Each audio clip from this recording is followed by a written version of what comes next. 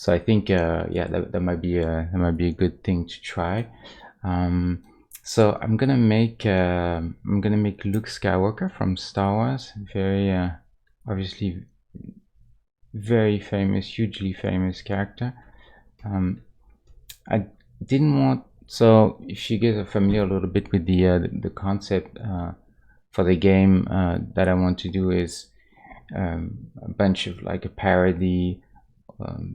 parodies of characters from movies, and I mentioned some time ago that I wouldn't do Luke Skywalker. I wouldn't do anything from any character from Star Wars, any parody from Star Wars or Marvel superheroes, that sort of stuff. Mainly because they're a bit too big of franchises, and it's hard to draw the line where you start to have one character and then soon enough you need another and then another, and it's almost like those things are so massive, they're worlds in themselves. If I have Luke, then I need to have Han Solo, and then I need to have Obi-Wan and Leia and the droids and Darth Vader. And don't make me wrong, I would like to make them all, and eventually maybe I will just make them for fun. But it's definitely not something that I would try and make as parody of characters for the game. That being said, it's a good test, and I was a bit inspired to do that because on Saturday I went to the Hollywood Bowl in Los Angeles, and they had a really good concert over there. It was John Williams, famous composer, and he was celebrating his 40 years as a conductor of the Philharmonic Orchestra, the Los Angeles Philharmonic Orchestra.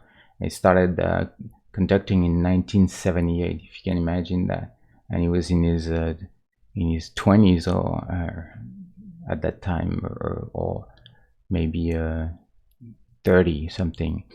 Very very young, and he had a career that he shared with Steven Spielberg, and they make a very famous team, and they've teamed up for 45 years now. It's crazy. 45 years, it's a lifetime of collaboration. It's pretty insane. So anyway, they had this concert at the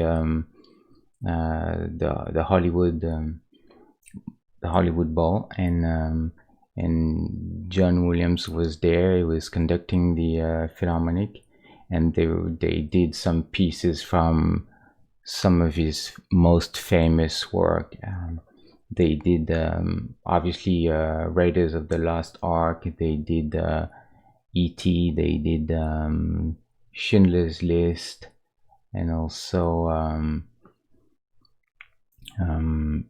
Indiana Jones and the Last Crusade, and I'm trying to think what else, and Star Wars.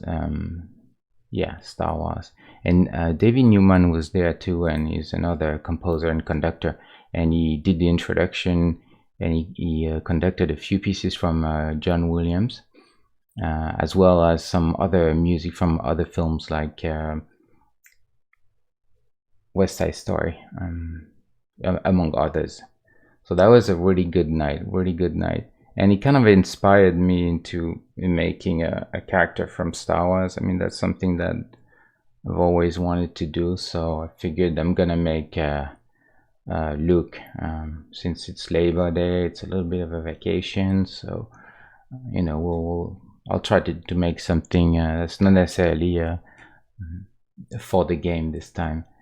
So Luke Skywalker. I'm gonna try in Aseprite. We'll see how it goes. I imported already. I'm kind of prepared everything. So that's my preview window. This is obviously this is the work area, and what I did is that I created a sprite that's like 64 by 80. It's a little higher.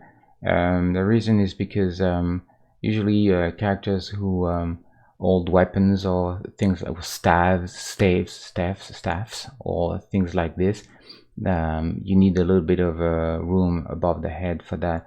so I always make a little bit of room for that. 80 pixel is plenty generally, and but 64 also is a good size. You can see that they fit very well in that.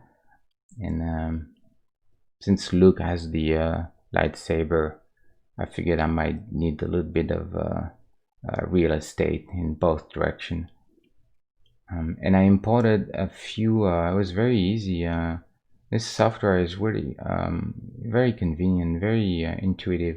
Just copied straight up from Photoshop, pasted into a layer, and created a new layer for each character. I only imported 3 because I just wanted to get a quick shortcut to picking the skin tones and some of the colors that I have, and also for scale reference. It's a good thing to be able to see a little bit what I'm doing. I just want to be consistent, so I'll pick colors from this guy, for instance, or even the head, and start with maybe I'll copy paste this head and change it a little bit. It's always a good thing to have a bit of something, you know, to start. So I guess I'll start now. So I found those really good photographs. They're studio promotion pictures they did back then, and they're really a surprising good quality, very good quality, very quite high resolution, good lighting. It's very clear. So those are very good reference for what I need to do. And I found those 3 poses that I really like. There is this guy. This is the only part I don't like in this software. It's really hard to grab the handles.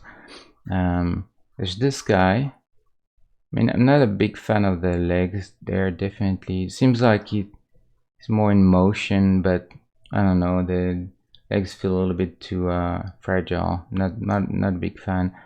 This is nice, but same thing. I think maybe, I don't know, maybe that seems a little bit too aggressive for that character. I feel like when I'm thinking of Luke, he's more of a defensive guy, you know, he's more of a good guy, definitely using the Force to defend himself or his friends. He's not an attacker, you know, he's not using the Force to really for the offensive. And this is, to me, this is a very offensive pose, ready to strike. So I think I'll discard this. I'm not gonna use it, but I just wanted to show this so that you guys get an idea of, you know, what's going on in my mind when I pick references. I think it's quite important when you're thinking of a character, whether it is a character that's well known. I mean, if it's a known character, it's even easier because you have all this background to work with. You know very well who the character is, and that's that's much easier to, in order to select the right reference and the right pose that you want for him or her. But oftentimes when people design characters, they don't really have a very good idea of who that person is. They kind of make something cool, and they hope that they're gonna get something, but they don't really think too much about what's going on. You know, it's more like, well, I'll you know, I'll just make something and we'll see what happens. You know, I feel like it's quite important when you're designing a character to try and think a little bit in terms of background, backstory, trying to just have your imagination go a little bit.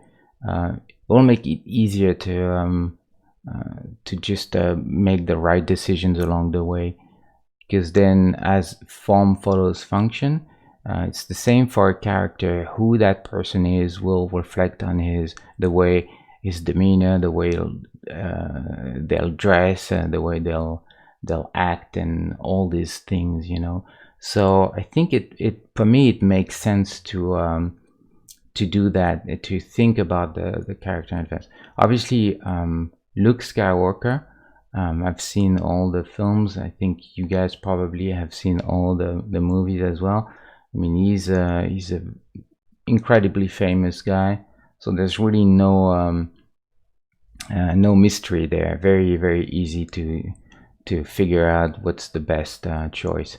So that's why you see this, in my opinion, to me, this is not really the Luke Skywalker that I'm thinking of, you know.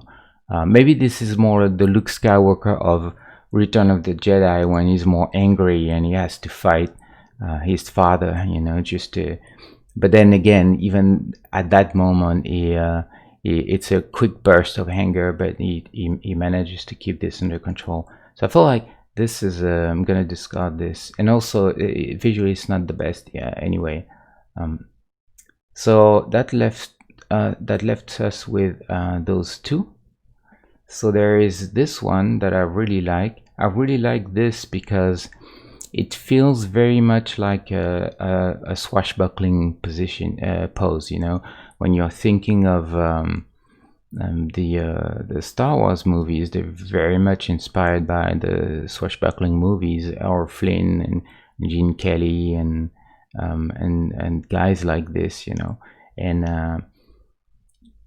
when you, or Burt Lancaster.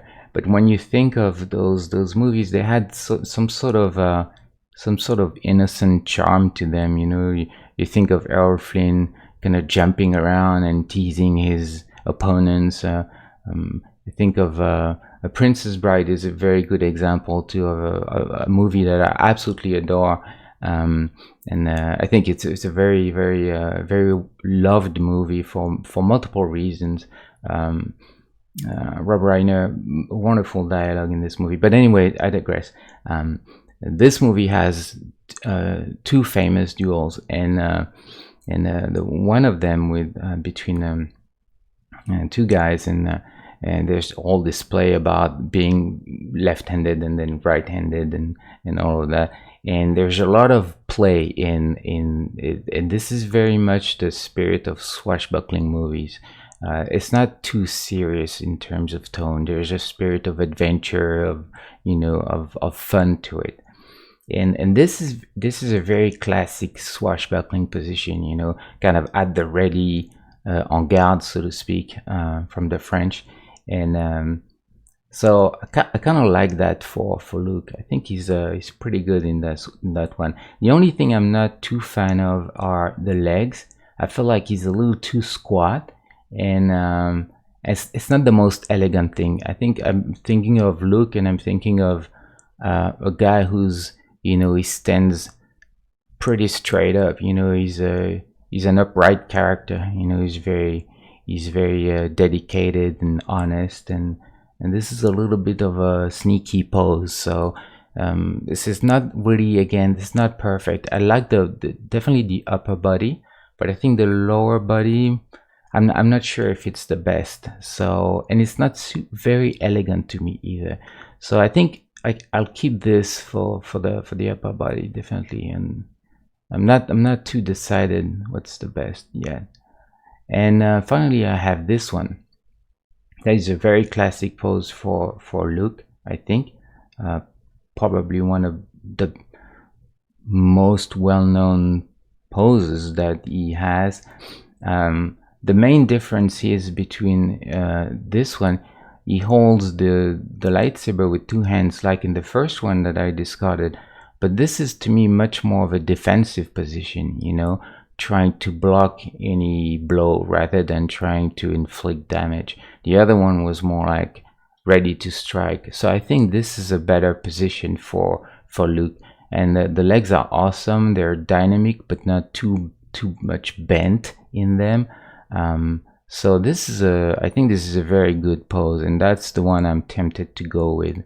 The only thing with this is, and this could be an issue at a small size, is that there's a lot of foreshortening in I mean, not a lot, but especially in this arm and this one, there's some foreshortening, and there's not a lot of breakup in the silhouette. If you look at I always try and think in terms of silhouettes with characters, and if you're trying to do the mental the mental exercise of blocking this guy, filling his silhouette entirely black, you will realize that this is kind of like a big block. You know, there's not much going on. You'll see basically a sword, and you'll see a head, and then a block there, and then legs. Same thing, legs. You probably want to have a little bit of space between them, because again, this will read as one, you know. So I think silhouette, you need to think in terms of negative space inside, between limbs and things like that, and also in terms of how interesting the outline is. So not the best for that, and definitely a little more confusing in that area, because the head is close to the hands, and so we may get into that trouble of having a little bit of confusion going on. This pose, however, doesn't really have any of those issues. It's a very strong silhouette, much better here. Definitely the legs have some negative space, but like I said, too squat. But I think we can probably do something in between those two for the legs. Try to get a little gap, but keep them a little more straight, like in the other one. And for this, the body, it's a really good pose too. I mean, it's really good. Both are really good. So I'm not really sure what I want to go with, to be honest. I'm kind of undecided at this point. I'll definitely take those legs, and I could stick that upper body on those legs because they're quite close. He has the same twist in torso around the hips, so that would fit. And obviously when I will make it, I'll try to make it work no matter what. It won't be one-to-one for sure, but so I don't know. I'm almost tempted to ask what you guys think. If someone on the chat has an opinion on this, feel free to jump in and tell me what you guys think, because it's also a good way for me to have to make a call. Sometimes when it's difficult, you want to sort of an extra set of eyes, or different opinions. So otherwise I'll pick one. I think if I have to pick,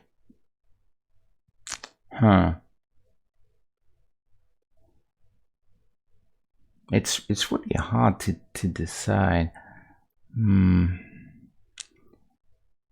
I think this one might be a little hard to read.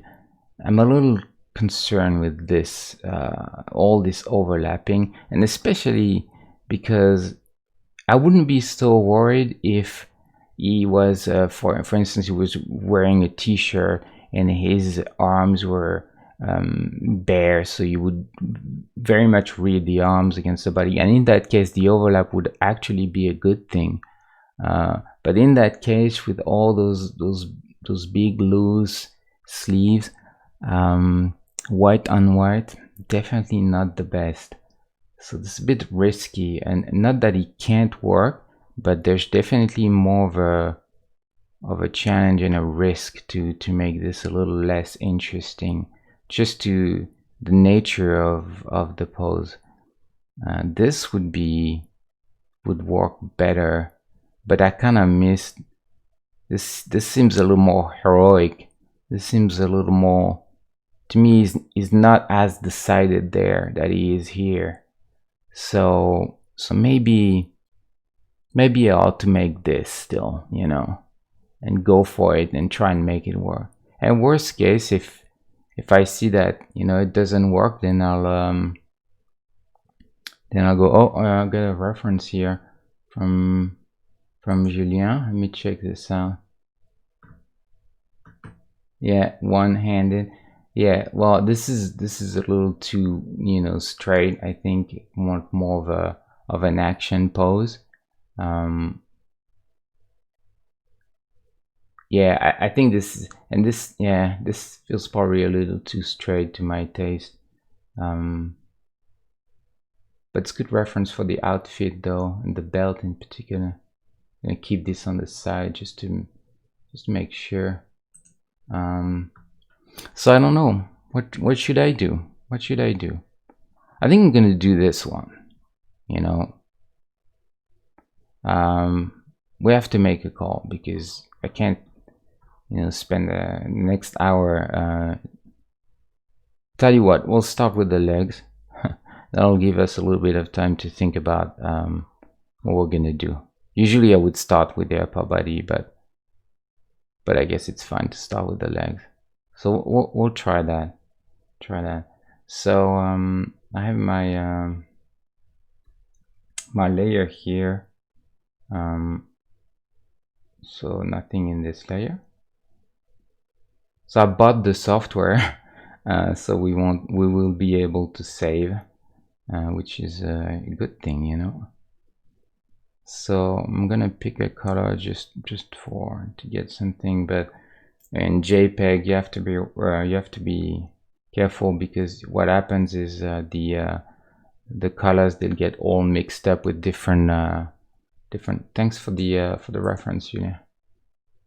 Yeah, this is a good one too. This is kind of like a little bit the same as the one I'm doing, but more from the side. Yeah, it's pretty good too. I like that too. Yeah, definitely a good one. And it'll probably evolve, because it's very rarely that I'm gonna stick to the very end to something. You just have to make it work, and there's plenty of other sort of factors that come into play as you're working usually. And like I often say, you don't want to be blind to the opportunities. I think it's very important to be a little bit agile and aware of what's going on when you work. Oh, the movie haircut. Yeah, right. Yeah, longer hair, right? Yeah, with the little the little strands of hair kind of like curling on the side. Yeah, definitely good observation there. I'll try to convey this. Might be a little tricky, but I'll try.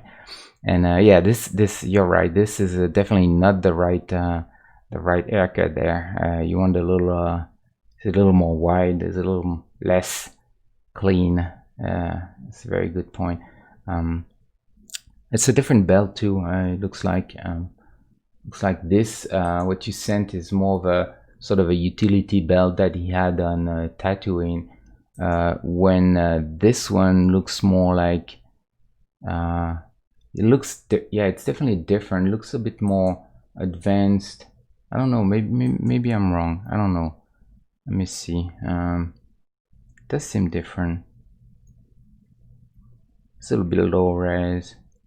And this wouldn't be surprising, because I mean, it's hard to tell. It wouldn't be surprising because usually when they did those promotional pictures, they didn't necessarily have the same. It was not necessarily at the same time as they actually made the movie. So that's why haircut would be a little different, or outfit. Sometimes they wouldn't have the exact same outfit, so the pictures, they end up the characters look a little bit different than actually, the reference that you sent, Julien. I feel like the legs, for instance, he's got the brown pants, or the beige pants, I should say, whereas in this he has the sort of the off-white pants. Definitely prefer the beige pants, because it'll read better around the the M of the tunic will read against the beige pants. So I definitely want to do that. And also I noticed that it seems that his outfit, the shirt in the movie, is a little bit more interesting, has more angles to it. This looks more like a straight up judo kimono or something. So yeah, the movie outfit is better. So we'll keep that in mind as we go. Yeah, it's pretty much the first, exactly the first that I if you were there at the beginning of the stream, I actually had this reference pulled up, and I was saying that I wouldn't go for this one because it was more a little too aggressive in my opinion for the idea that I have of Luke. I think he's more of a defensive character.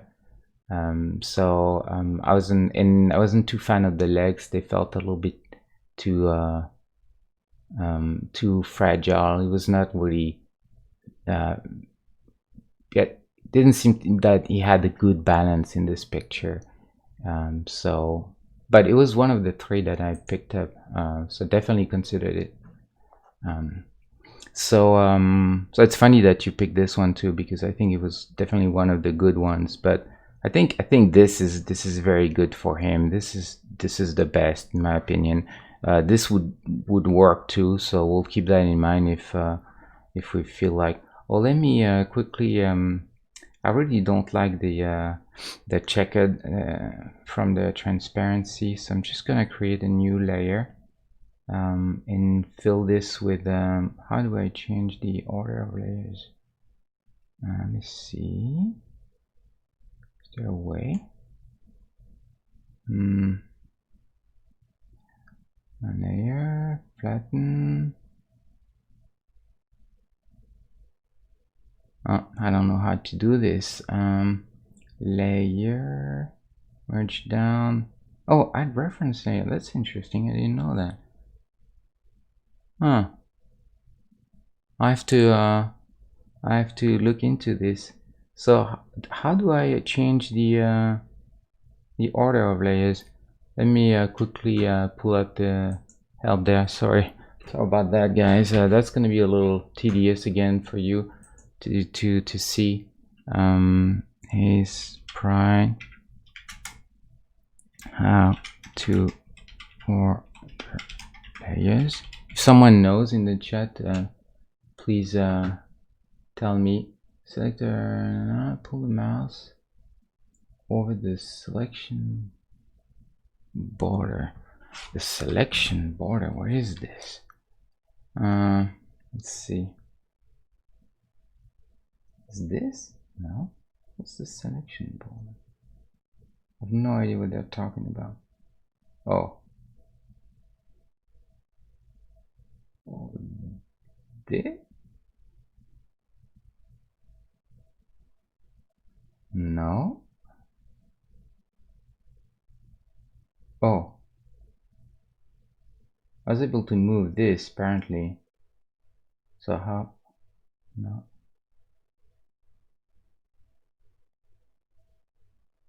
Oh wow, this is very tricky. You have to be in between the two. Wow, I'm not a big fan of that. I have to say I'm really not a big fan of that. I think it's way too finicky, especially at that size in the UI. I mean, it's fine, you know. And generally, I really want shortcuts for everything I do. Let me actually really quickly see if there's a way to quickly do a keyboard shortcut for that. We'll see. Action tools. Is there a layer somewhere? Those are the tools. Oh, menus. Okay, menus, and then we'll go into layer. Unfortunately, see, this is something I think they need to fix. I think for me, having a shortcut for that would really help. I think it has to be one of two things, or it has to be really easy to do with the mouse, or at least you have a shortcut. Because as it is, it's gonna be a little but that's okay. We'll deal with that. It's no big deal. So this layer I'm gonna fill with some kind of, how do I fill this?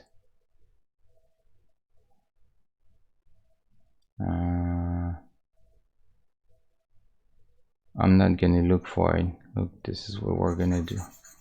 There you go. I don't know how to fill. probably in the tools somewhere. That's fine. Let's do that. Boom, done. There you go. So, and you see, this is when I'm talking about switching from Photoshop to this, it's all those little things. You'd think that, oh, it's no big deal, you know, you do it differently, and it's definitely not a big deal on one little thing, but those little inconveniences, they quickly add up in the workflow, and before you know it, you get a little annoyed, and generally the quality of the experience you know, hurts, and then it sort of detracts you from being completely free and to create something.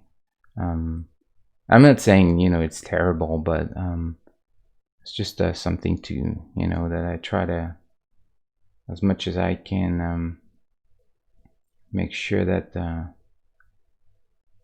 got all my stuff working well, because I want to be able to go fast. I don't want to be bogged down by some questions, and granted, this is my second day using it, so this is going to be a little uncomfortable at first. This is expected.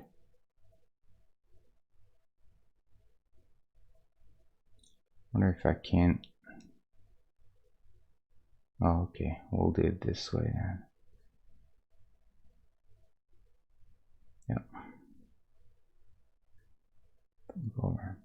So I'm gonna pick just a very light yellow for the base white.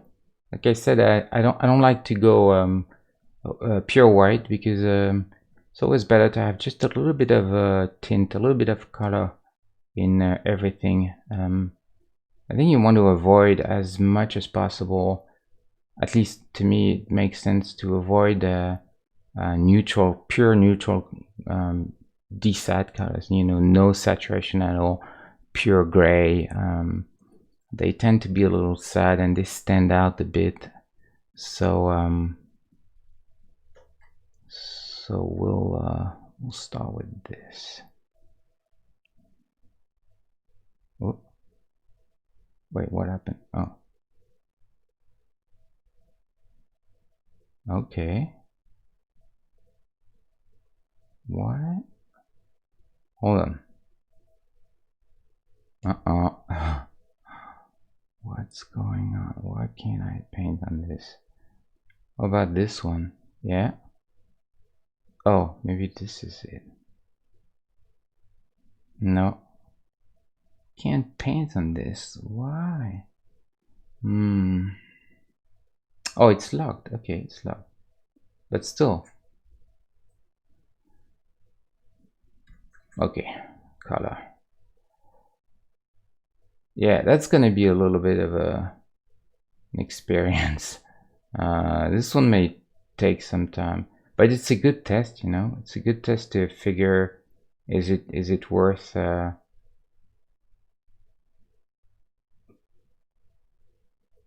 I wonder if, so this color is there.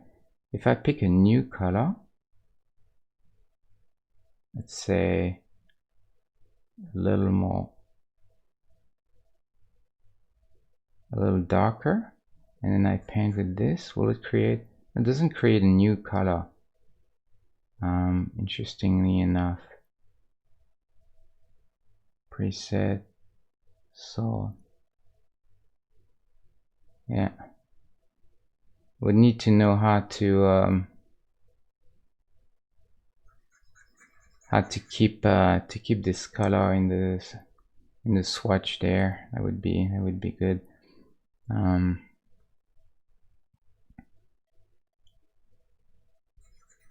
Okay, you know what? I'll start with the body anyway, because I think I'm gonna do this.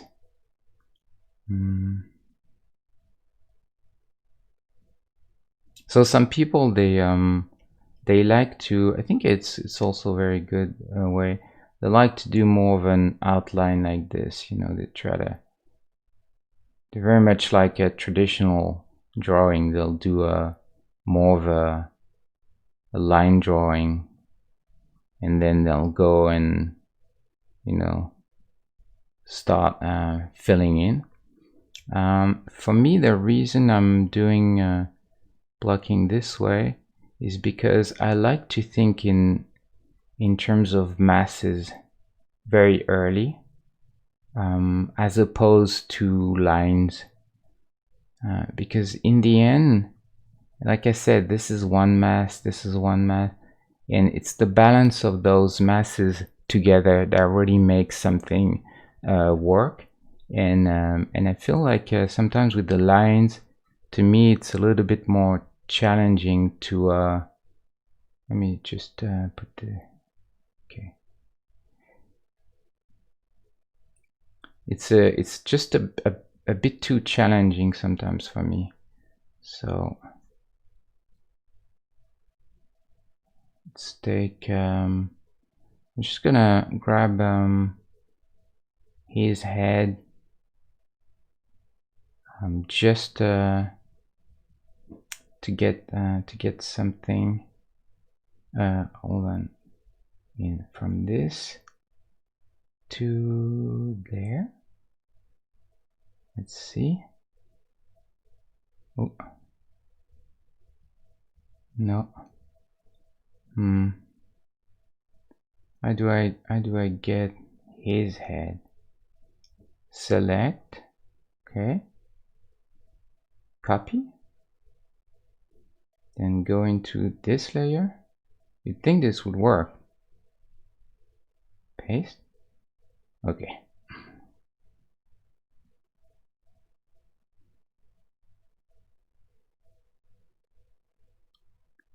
It's gonna be more, you know, front, but doesn't matter.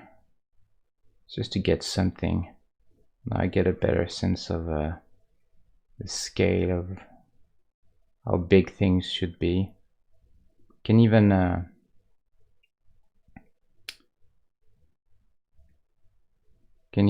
put very early on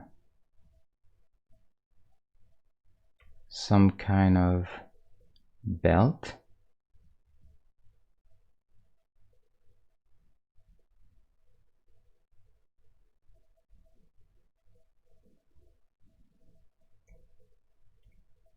I'm using the Photoshop shortcuts all the time, so every time. So this is going to happen quite a bit. That's okay. So we want the sort of stance here.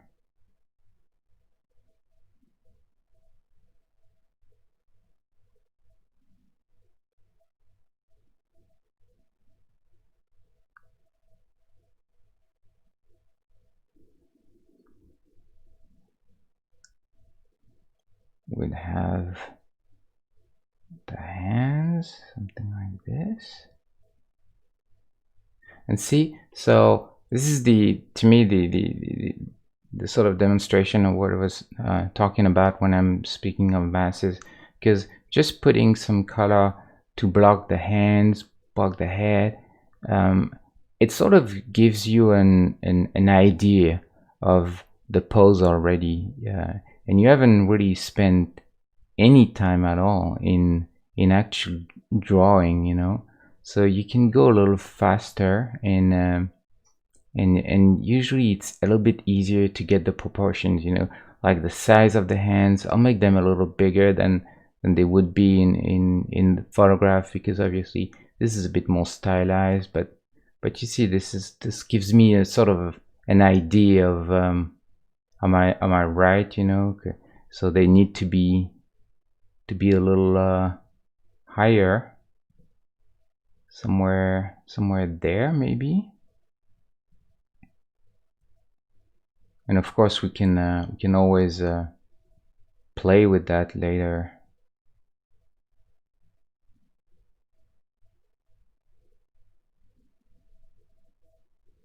But I like to get to get this sort of stuff going on very early on. I'll take this and go and pick a darker color. For now, I don't know which one it will be, but even darker. And I'll just try and get the sleeve.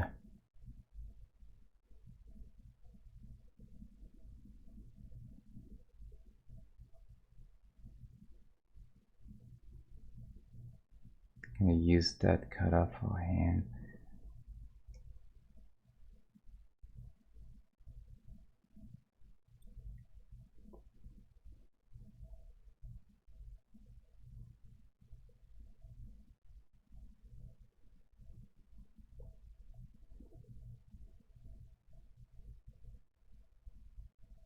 Since this arm will get a little bit in shadow, I may and this arm is more like down, so I'll probably just use a darker color for this. Then we'll try to get the same thing going on. Let me zoom a little bit now. This I need to get a little bit lighter for this color. Let's see, edit. So I'm gonna be adjustments, brightness, contrast. Just gonna push this a little bit because ooh, hold on, what? No, is it gonna be? No, can't be. This can affect the entire thing. Adjustment.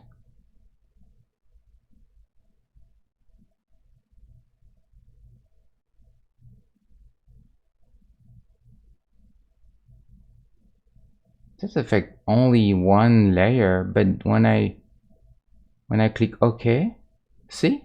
Wow. That makes no sense to me. I mean, it makes sense in the sense that they consider then every layer as part of this sprite, and so you would think that if you want to brighten everything in order to keep a relationship of color, you want to brighten everything. But sometimes you just want to do it on one layer, and how do you do that then? That's very strange to me.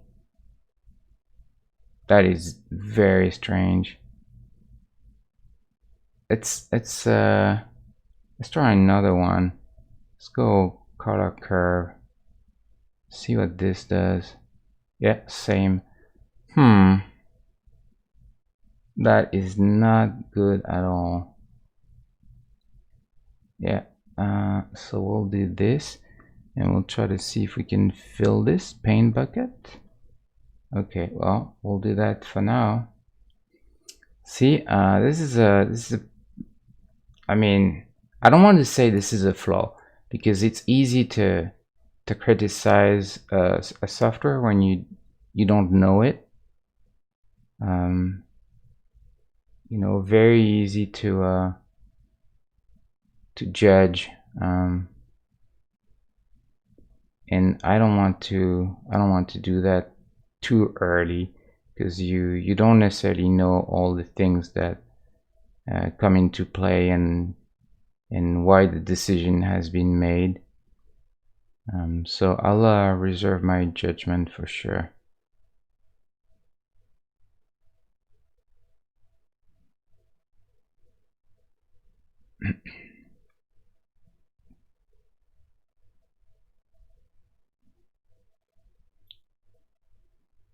Because you'll see many artists, and this is a very human thing to do. I've done it so many times.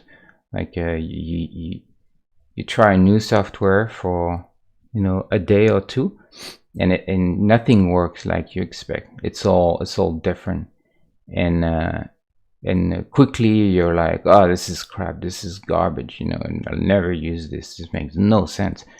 what I used to do, the way I used to do things, it makes so much more sense. And and then you have a guy that really knows that software, and he's like, well, but you're doing it all wrong, like do it this way and this way, and you're like, oh, okay, right, I guess I see that. See, so this happens all the time.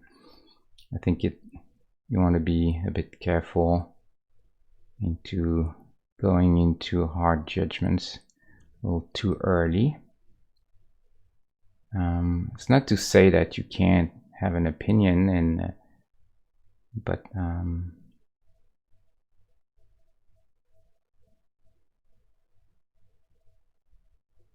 I try to be a bit more conservative in the beginning. We may not have eyes, we'll see. He's more facing front. So hair, we'll go for hair. Blonde hair is always a problem, especially at that size. I think it's going to be a case where you have to be a little bit not caricatural, but a little bit more obvious, in the color. You have to be either darker. The more important is the value, because if you look at the value here, you think of a person that's blonde as having light hair, right? But if you look at his face compared to his head, the hair is still much darker. And most people, and this is what's gonna happen. Blonde hair, man. Let's see. So you see, even like bleached hair needs to be really bleached so that you get, and he's a bit tan and he's got bleached hair, so then the relationship is lighter hair, right? But this guy is more pale, and the hair is close. This guy is definitely blonde. I mean, I guess you'd call that dirty blonde or something, but he's more like Luke, Luke is not really a blonde guy, not bleached. He's more like this, and definitely then hair is a lot darker. So it's not lighting or anything, it's just that hair in general is quite dark. And when you see hair like this, that is actually lighter than the skin, most of the time they're bleached, they're not a natural color. I mean, it can happen, but it's pretty rare. You see a lot of that going on. See, this is probably more closer to Luke, I would say. I can't remember exactly, and in movies you have all sorts of fancy lighting that make difficult to judge, but I think he's probably close to Luke, maybe a little lighter than Luke, and see his hair, they're darker than the skin. So that's something, I think it's a misconception. There are a lot of people, I've seen a lot of artists making that mistake. They think blonde and they go for lighter hair, lighter than the face, which is really not the case. So in a case like this, what we can do, try one or two things. We can go as light as we can. You don't want to set too much saturation either, because saturation is actually quite low in hair as well. So one thing you can try is go as light as you can, but still darker than the face. Maybe a bit darker. Something like this, and this would read as more or less blonde, even though, but it's still darker than the face, because we need to be able to see hair versus face. That's really what matters. So, and that's why we need to make sure that there's a difference in value between the two. Or we can go a little, I'm not going to make him, poor guy. He looked a little bit like a grandma for a second. Or we can go, the other option is to go really much lighter than and go bleached. And generally, I think people, they don't really, like I said, colors, all that stuff is very tricky. And people, they don't really, they think of Luke as a blonde character. They don't necessarily realize that his hair was actually not that light, and that most people that have blonde hair, like I said, have darker hair than their face. They don't really think about that. They go for, you know, some sort of idea that they have what blonde hair is, rather than, and so they think about something like, maybe, you know, like, I need a lot of saturation now. Maybe sort of find the, maybe they'll think something like this, you know, and then we'd go for a little darker skin then, just to make sure. We'd go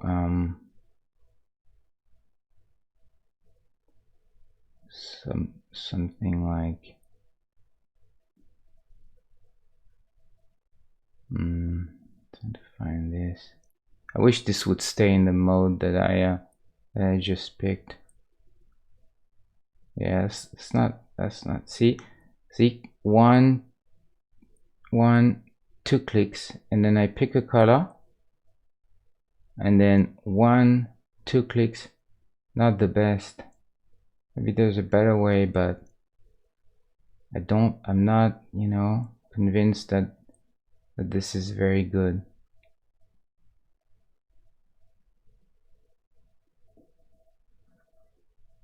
So okay, so then you could go like this, you know, but this would read more like a surfer guy. So I don't think I want to do that. I'm gonna keep more closer to see how many levels of undo I have. That's good.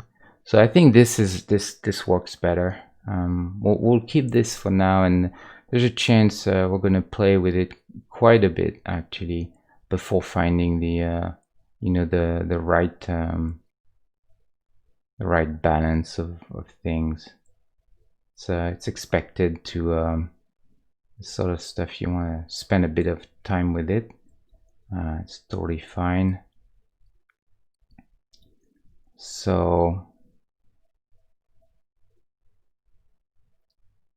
his body maybe a bit big.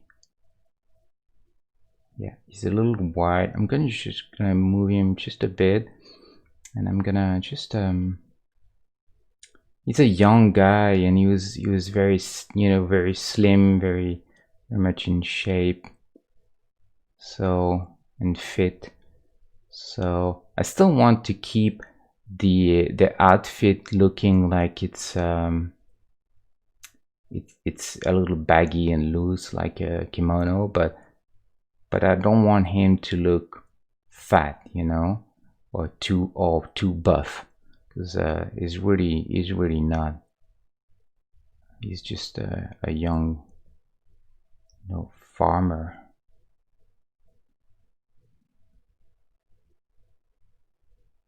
We'll do that for now. And I have to stop here, you see, because I'm already doing more than I should do. I was a little worried that I couldn't get the head right with the hair, so I just wanted to try something really quick. But then now the temptation is to go into detail, make the hands a bit nicer and all of that. And this is really not the point here. Too early for that, way too early. So we need to make sure we get the basics right, and this is part of it. Legs. So we'll go for some sort of a beige for pants, since that seems like what he has in the film.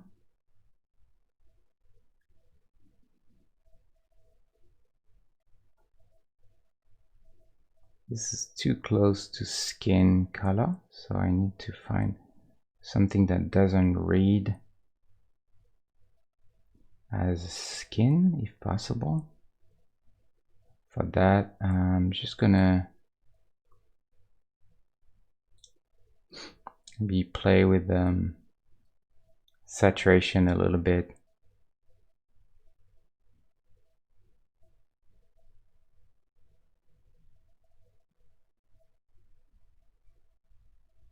It's a bit too red. Go a little more yellow. Okay, so that's not too bad.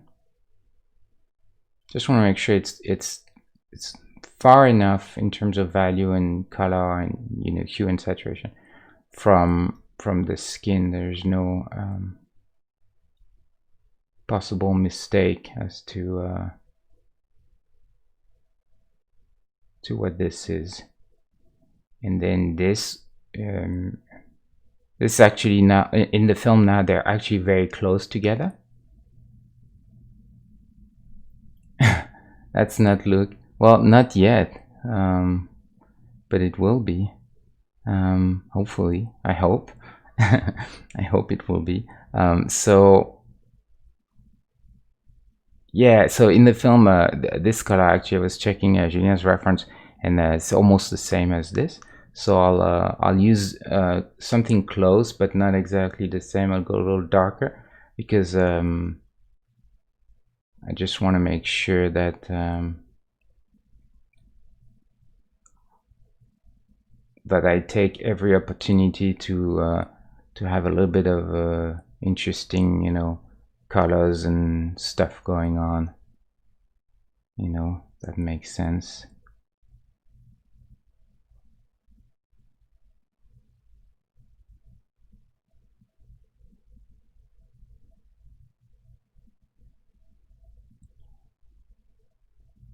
This will take a little while, I think. Like I said, I always struggle with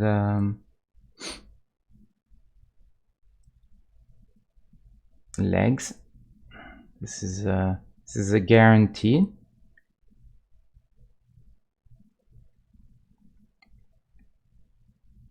But that's fine. We'll get it. What's a jaggy? I have no idea what you're talking about. No idea. I'm asking you. What is it?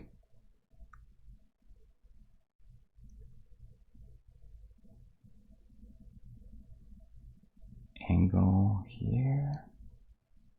And this. Go more straight.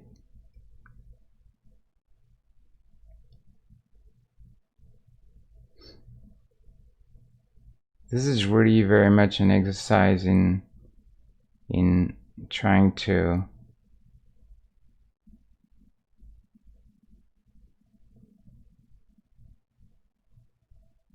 read what's what makes the all the different masses. And oh, what game I'm making? It's so the idea is to make a board game. I mean, I came from video games, so I would like to make a video game eventually, but right now I just want to focus on design. So I'm thinking it's interesting how the fact that you can't have any sort of, you know, animation effect or anything in a board game forces you to really focus on design, on pure gameplay. So I want to try as a board game first and see where this goes. And the idea is to make this sort of a survival. Oh, thank you, thank you. Yeah, the bio. I couldn't come up with something too original, and I felt like, I hate when people are like, okay, I went to school there and I did this and this, and I'm like, oh, okay, fine. It's just a bit boring. So I just wrote something that was a little more, hopefully just a little more fun to read. And even though people may not even understand what I'm talking about, but it doesn't really matter who I am. But yeah, so the game, I was thinking of trying to make this game where it's like a roguelike survivor, but every character, why can't I pick this guy? But every character that you can actually meet in the game, or eventually who can join your party, are all parodies of very famous movie characters.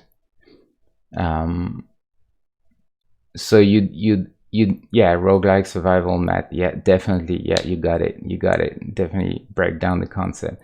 And so the idea is to make this. It's really not serious at all.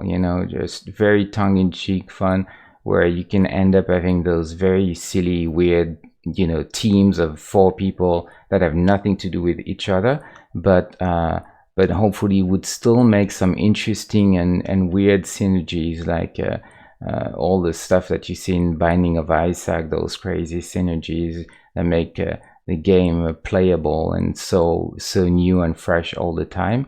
And then with the humorous component to it. So you can imagine having, a T-800 Terminator hanging out with Alice, with Dorothy from the Wizard of Oz, and then there would be Rambo in the team, and then the dentist from Marathon Man. Like something that absolutely made no sense at all, but would still be fun, hopefully. So that's it's a weird concept, it's a weird idea. Most people, when I talk about it, they're like, what? Okay, fine, I guess. Okay, we'll see. And honestly, I'm not even sure myself that it's not even something a little bit too crazy. But right now, I'm just having fun, and that's and honestly, this is when I started to stream. I figured, if I'm gonna make something and stream something for people, it's always a drag when you're like, oh, I don't know what to draw. Okay, what am I gonna do today?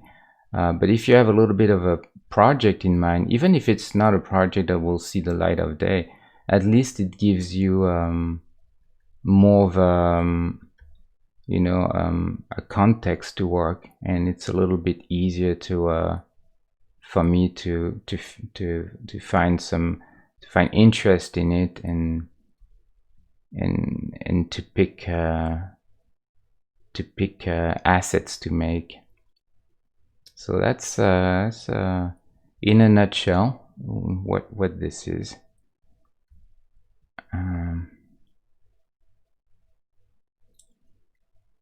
Definitely not your generic roguelike. But that's what I like about indie games. It's very I feel like that freedom that you have of basically doing anything you feel like, and also not feeling like you not being afraid of experimenting and failing is something that in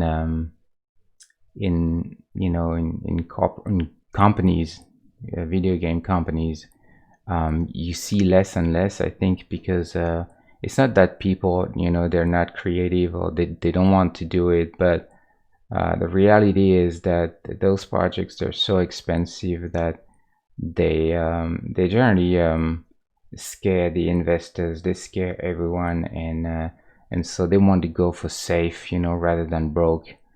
And unfortunately, I think this is something that prevents a lot of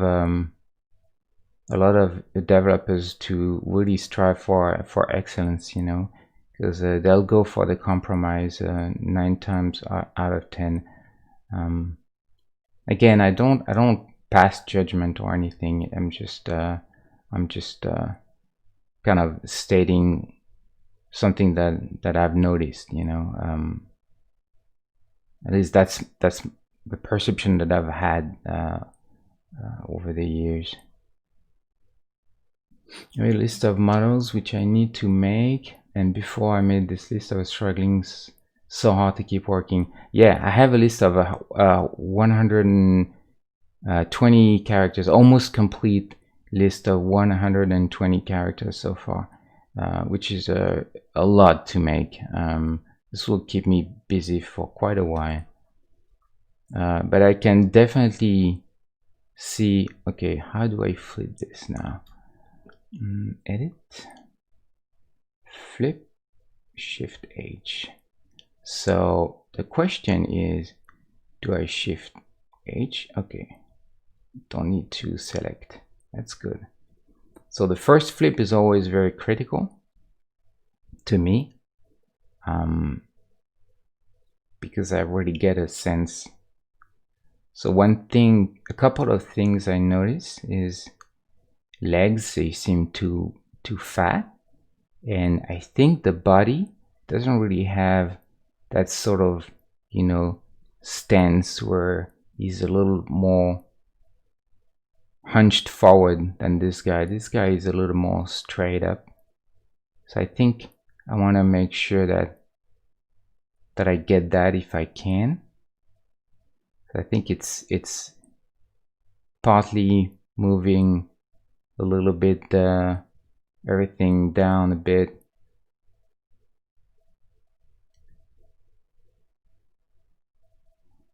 So we'll try that.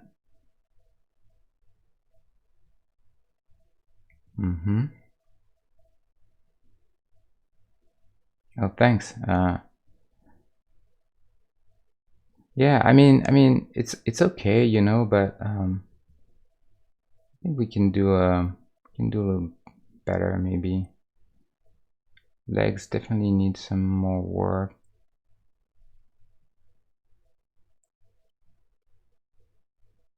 I found legs always so frustrating.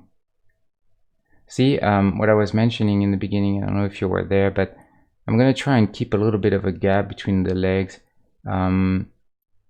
It affects the pose and it might not be as dynamic in the end, but it's good for silhouette. So if I can make this work without sacrificing too much of the dynamic, then I'll do it, you know.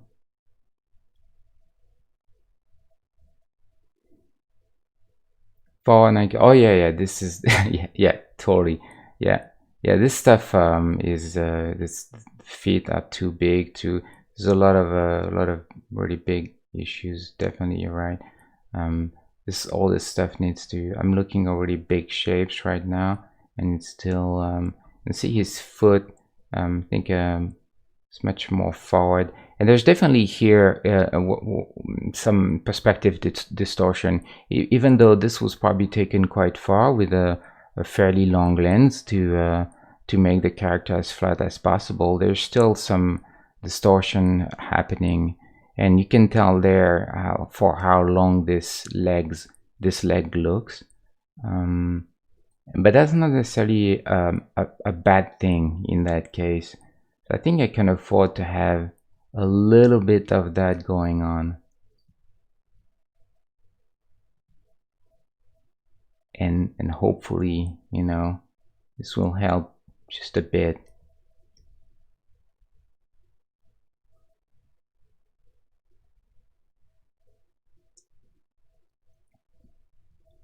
Yeah, I don't dislike that.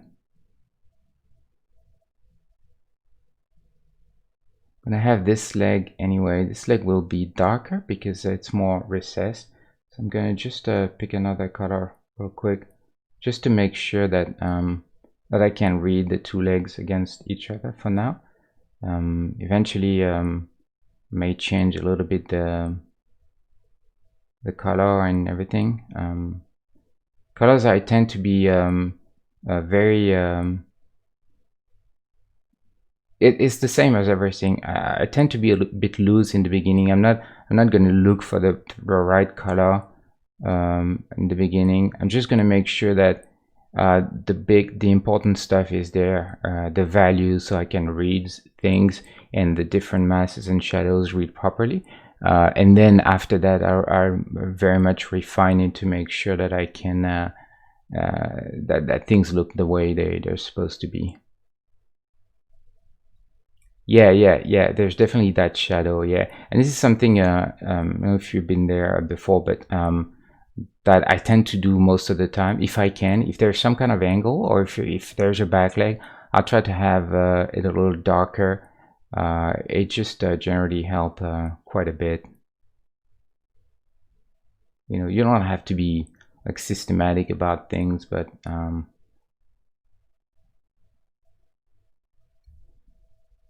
let's flip this. I like this shortcut.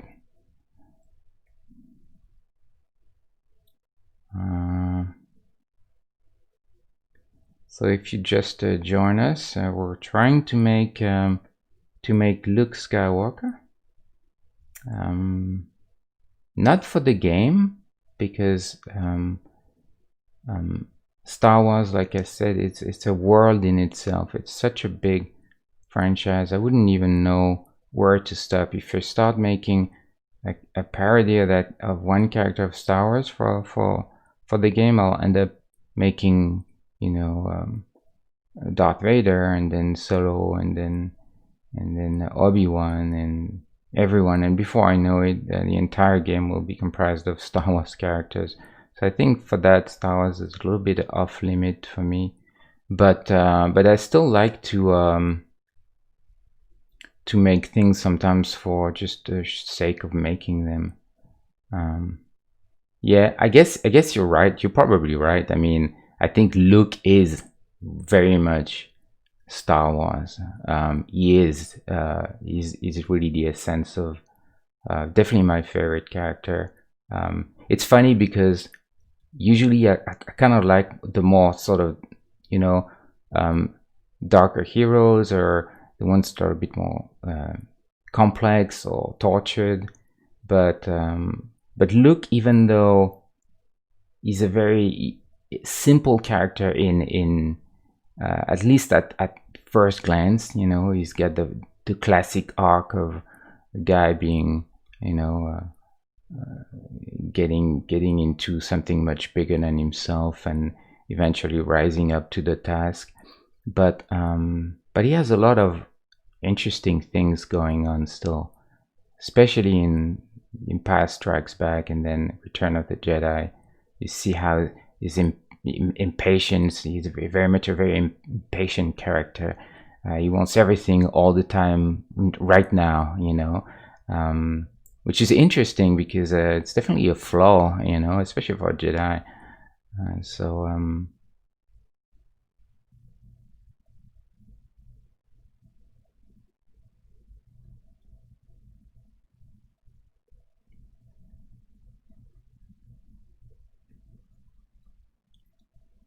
let's make that quick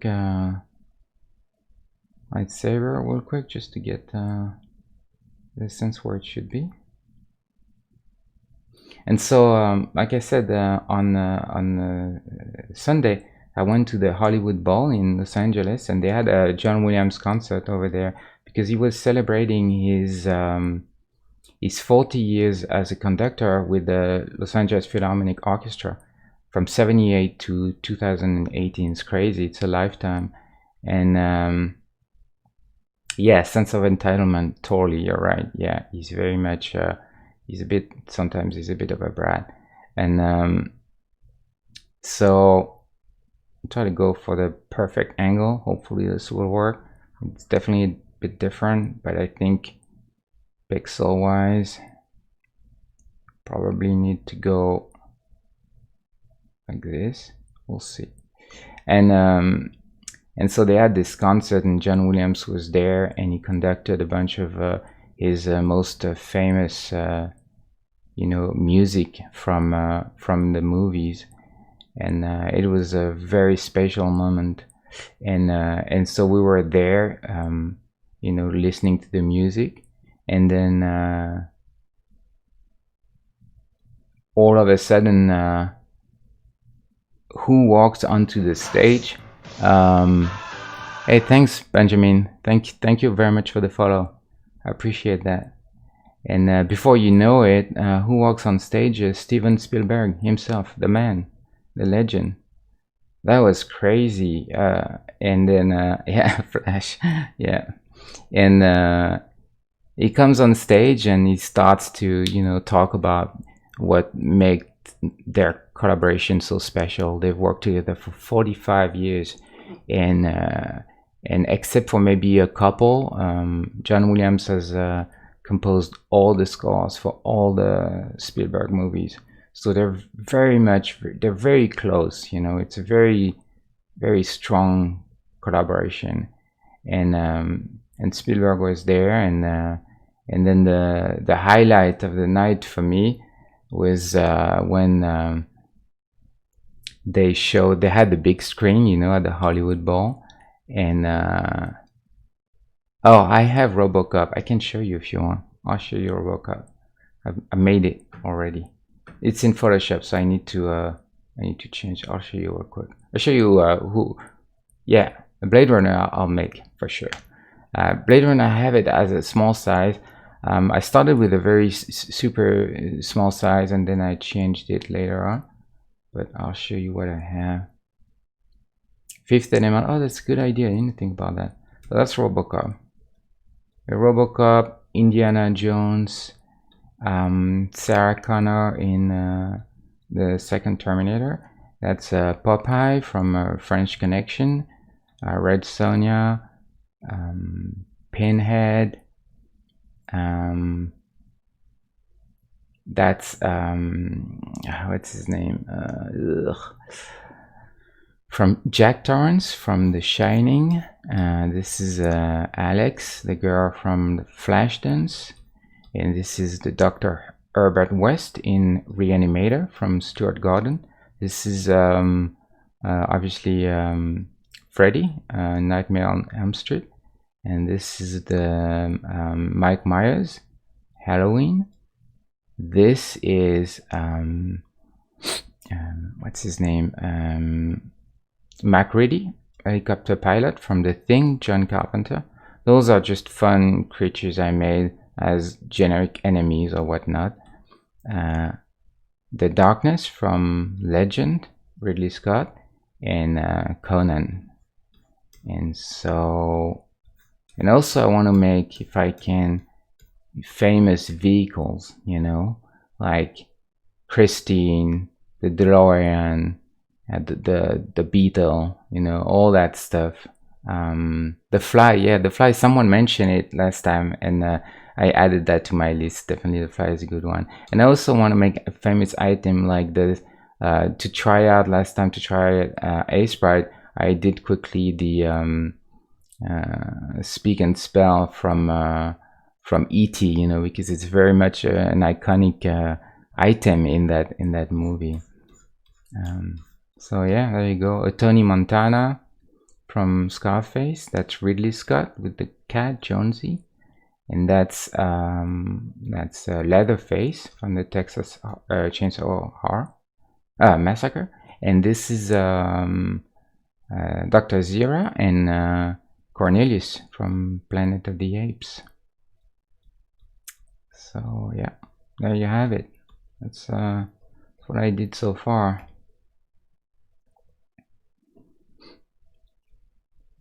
And now we're making a very legendary character. It's almost like there's too much pressure in making someone like this, I definitely feel the pressure. It's funny when I make a character that is especially iconic, because I feel like it's going to be judged more harshly by people, because they have they want respect, for their character. which I totally understand. So you want to try and really be as respectful and good as you can with it.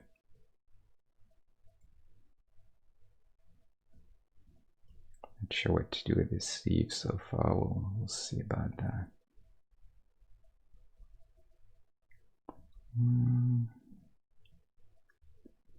Still not working like I would like.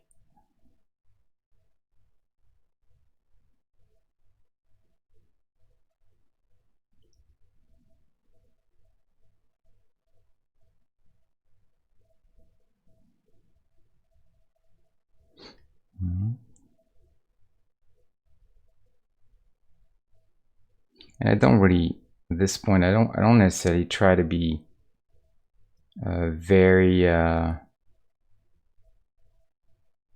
why would you not? It's funny you should say that, because that's what people always say. They're like, why do you doubt? It seems like more or less every time you manage to make something and people like it. But I guess that's the it's just a normal artistic insecurity. Lots of artists have it, and they won't necessarily admit it easily, but I sure can. Yeah, I don't think there's any wrong in that.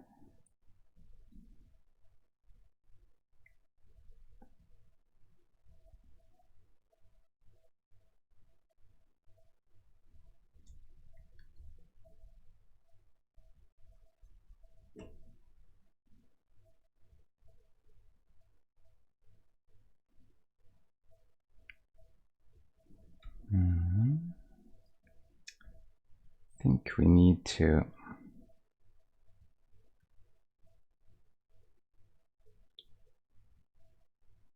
move this a little further inside.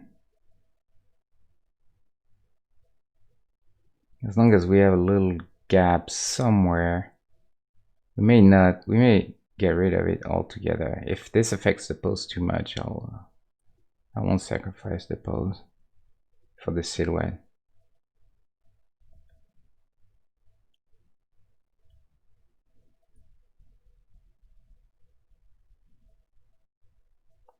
It's a bit better. Just gonna block real quickly some kind of tool, because this helps a little bit to give some visual interest in that area. Also a little breakup in the waist, so might as well plug that in at this point, because this really helps. Not a big fan of what's going on over here.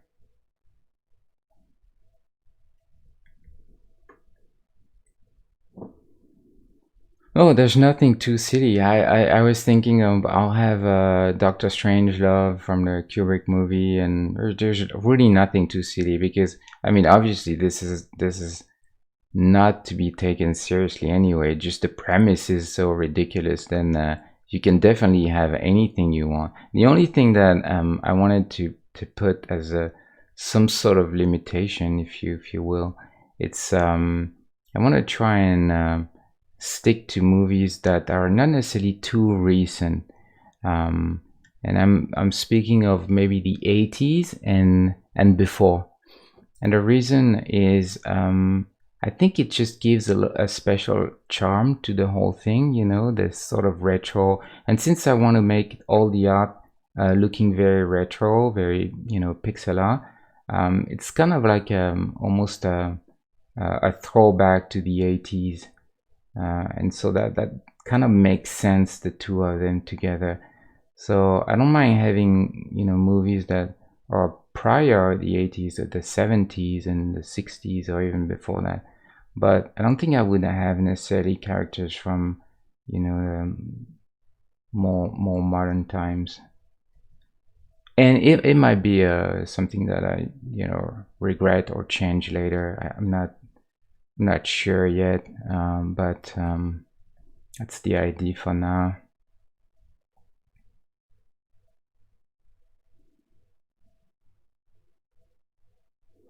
I think, I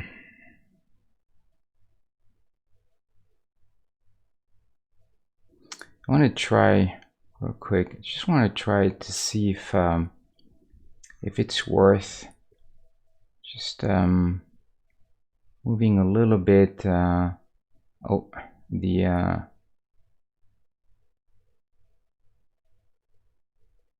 whole arm situation.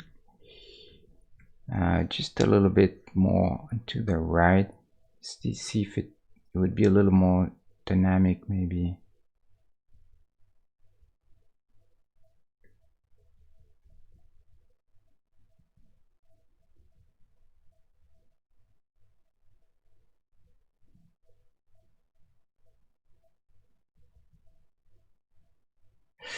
Oh, so you see also the other thing that I feel like is going on is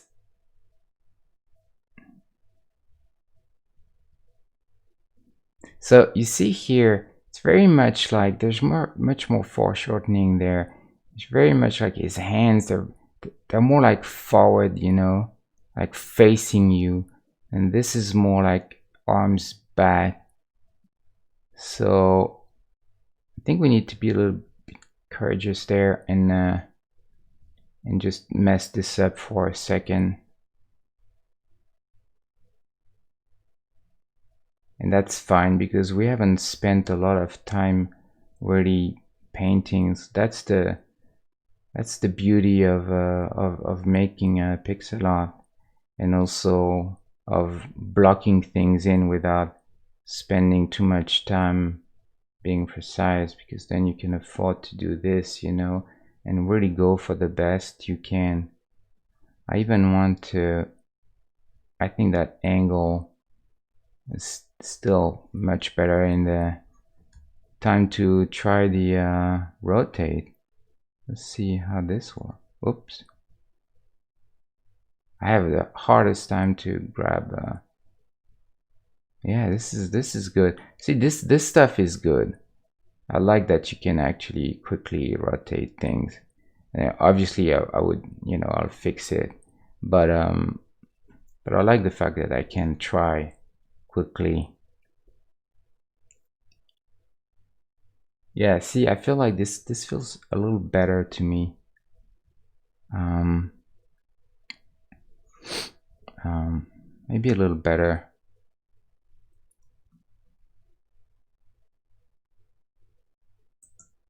Let me see. Yeah, but this is way more. Yeah, see, 2007. Very scary. This movie was disturbing. It was weird. Those guys were scary. Uh,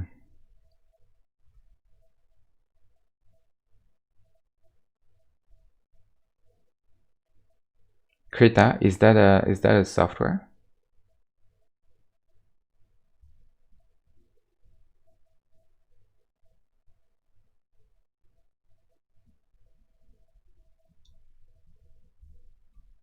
Okay, I'll check it out. Like I don't know if you were there in the beginning, but this is only the second time that I use Aseprite. Never used this before. It was someone mentioned this on the chat last time, and I said that they really liked it. So I figured that I was gonna give it a shot. But obviously, I'm a bit of a special case. I'm not doing, for now at least. I'm not making this in the the goal of animating, or you know, making a game, like a game with actual game assets. So, and I feel like this software is very good for animation, and from what I can see, and for managing palettes and all that sort of stuff. So and also automating tasks like creating sheets of sprites or stuff like this. So it may not necessarily be very useful to me.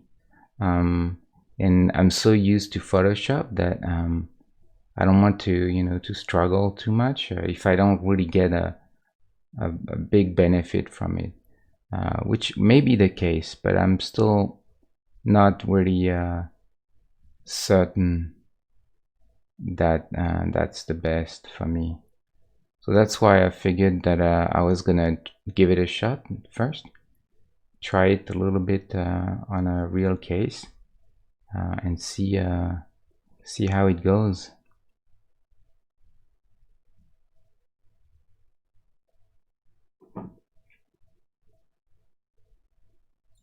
But yeah, Photoshop, and I'm so used to it.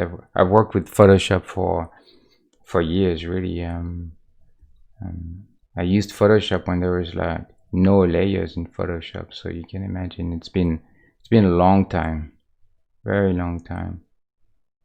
And Photoshop is not perfect, by any stretch of imagination, but it suits me, and I'm used to it, so, and I'm used to its flaws, so I know its flaws, and I think very often liking a software, it's like liking a person, you like them because you like what they bring, but you also you can also live with their flaws. I feel like the software, it's the same. You learn to know the flaws and to work around them.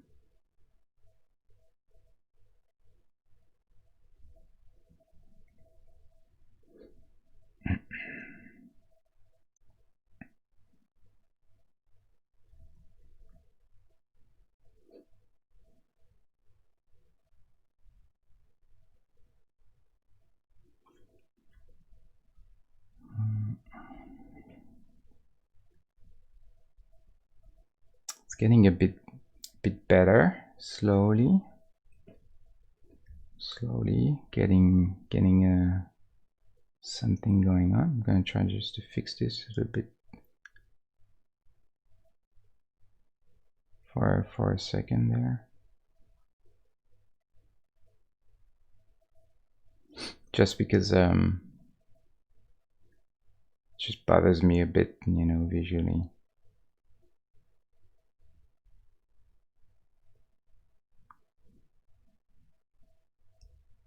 Yeah, this is a much better angle in my opinion. Much better angle. Thickness, I may struggle with this, but we'll see what we do with that.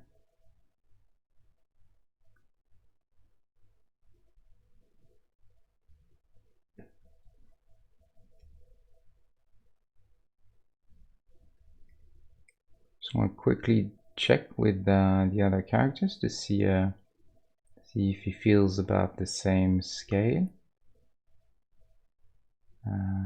We expect him to be a little shorter since he's he's a little bent. I think it could go be a pixel more though. And I don't mind him looking small, because Mark Hamill was actually a very short guy. He was not a big guy at all. He was like 5'8",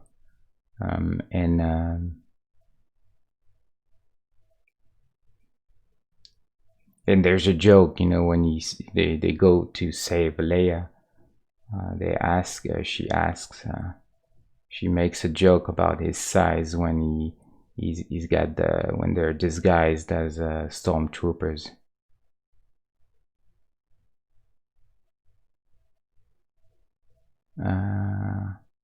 Yeah, we'll go just maybe one pixel.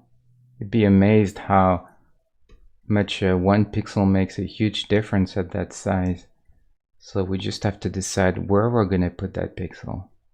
And this, when I'm looking at this, I'm very much looking at, the relationship of the different things in the different So I'm looking, you know, this to this to this to this, you know, and I'm trying to figure where do I need more room, if any.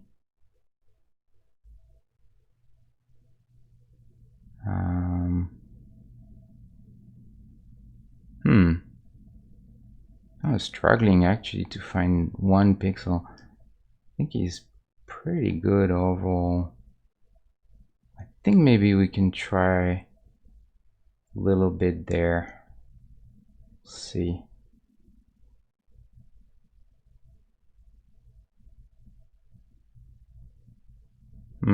I don't know, because this yeah, he looks a little more a little less hunched forward, which is not the best.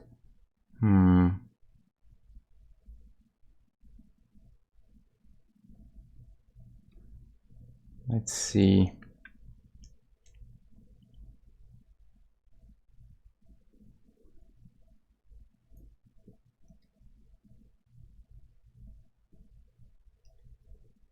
Let's see this. Would that do anything?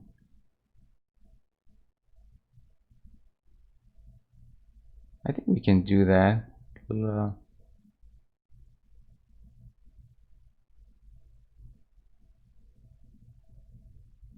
Also, I think his head, maybe the head needs to be, no. Maybe I need a little more hair just to look like he's looking down, you know, more than up.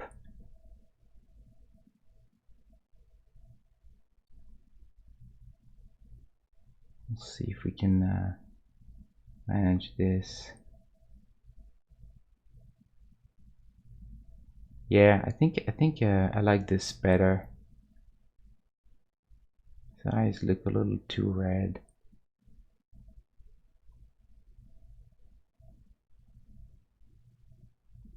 Just gonna deset this for a second.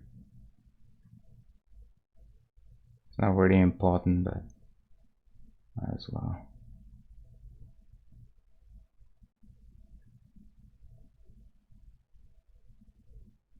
For now.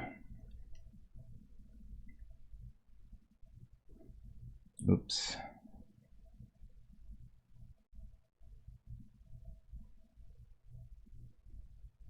Oh, I messed this up again? What the hell?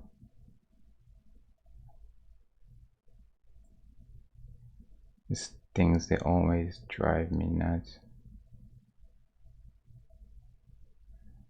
It's when I did that selection. There.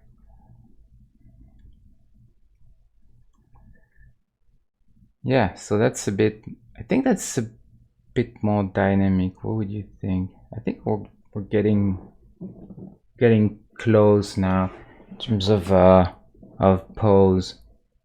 Kind of like that. Just gonna try one quick thing. See if we can get 1 more pixel of legs, just to make him a little bit more elegant.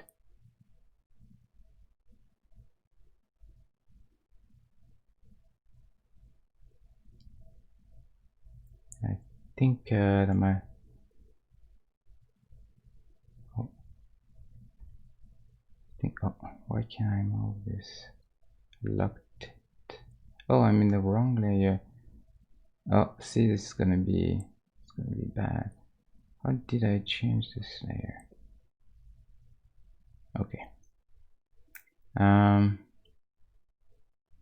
think I'm getting close now to have a decent a decent block-in. What do you guys think? Like I said, don't. I know some people, they're shy and they want to lurk, and I totally respect that. I certainly understand why you would not want to talk, but don't feel like you need to be you know, that you can't give your opinion even in real time. I know some artists, they really don't like the, you know, backseat driving, and I definitely don't like it either in certain circumstances. But this is not, you know, you're not my boss, or you guys are not here to make me do something stupid. So this is more of a collaboration, you know. It's like having friends and showing them something and getting just a bit of an opinion, you know. Because it's hard to judge your own work. It's very hard. I think it's probably one of the hardest thing any artist can face, is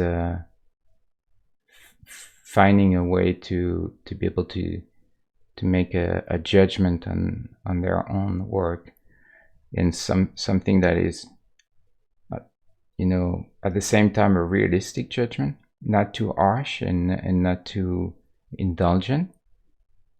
And but it's difficult because you get attached to things, and it's just natural, you know, to feel protective. And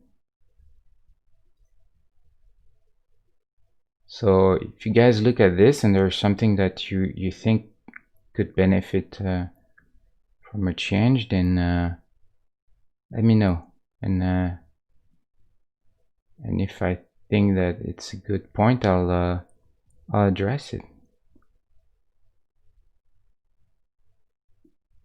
if I can.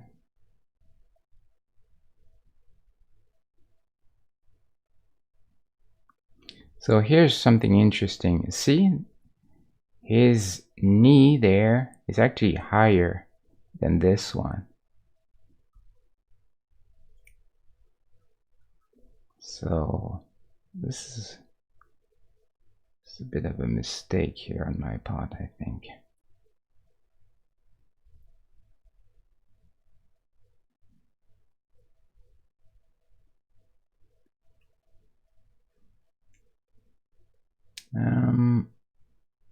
I dislike criticism when I don't have the same vision as the critic. Yeah, well, this is there's definitely a component in critique that is a matter of taste, you know, but there's also a very subjective thing, a very objective things that you can mention about something that are really nothing, and you know, and you don't have to say them in the sense of this is how you should do it, but more like, have you noticed that this and this, and then that's your intention, then perfect, you know.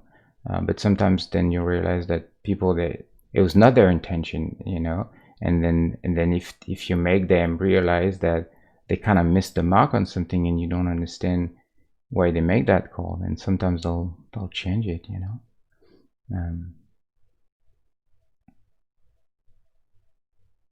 His shirt hangs over his belt more on the left side. Yeah, you mean here, over there? Yeah. Yeah. And also there's this, you know, this overlap, but this is not, see, this is where sometimes I make a judgment where I'm like, I don't know if I like this. Actually, this is good. Yeah, thanks for that. I like this better.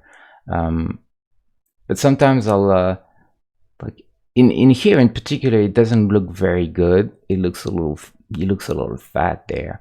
So that's why I didn't do this, you know. But in fact, the fact that you mention it means that there's still something that I can benefit from, and in fact, I think this is better.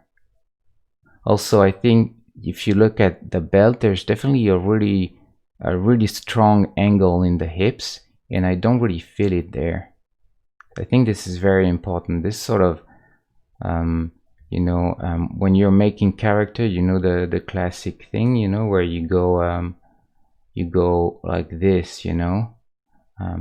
You try to angle things, like you angle the shoulders this way, and if you angle the shoulder this way, then you angle the hips the opposite, and it's always more dynamic.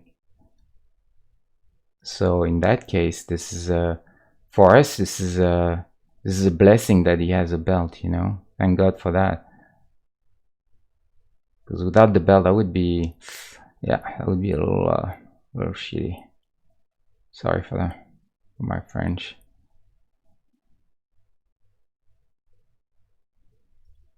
I'm actually French, so probably allowed to have a bit of a foul words once in a while, you know. It's part of the genes.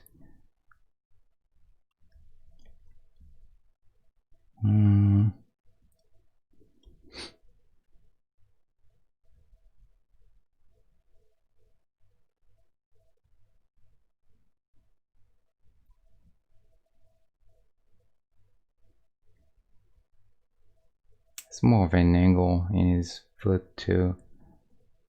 I wonder if I can get this.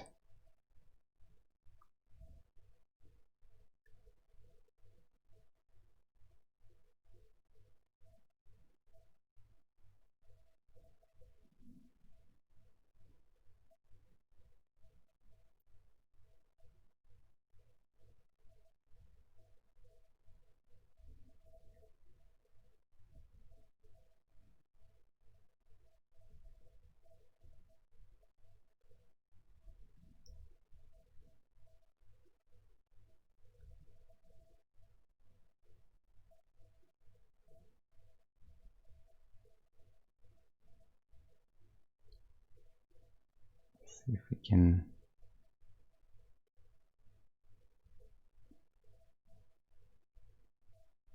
Oh, maybe this is not as strong. Yeah. You could go even maybe a bit shorter there. What do you think? Maybe a bit shorter. And maybe more of an angle. Ah, that's a bit too short, I think.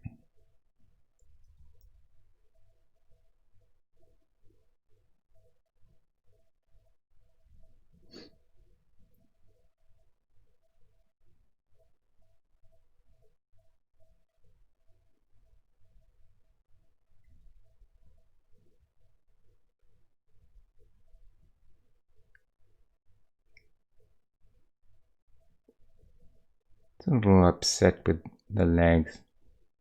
I think they're very good. Oops. See?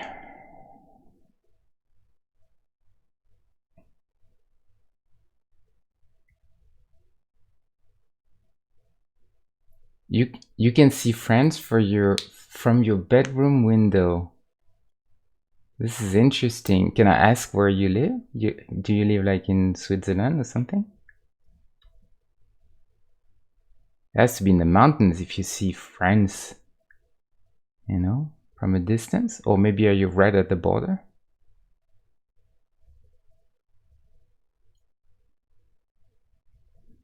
You don't have to answer, of course, if you don't want to. Dover. Oh yeah, across the channel. Of course. Yeah, yeah.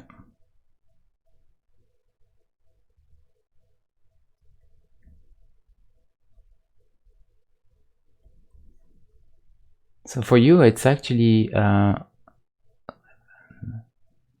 like 8 in the morning, or maybe 7. You guys have a 1 hour difference with France, I think, sometimes, depending on the summer time, or I can never understand how this works. Yeah, 7. Okay. Yeah. Well, you're an early bird, you know. I'm so bad in the morning. I tend to struggle so much in the morning. I'm very much more of a evening guy. I think this shape there could be a little more up, kind of.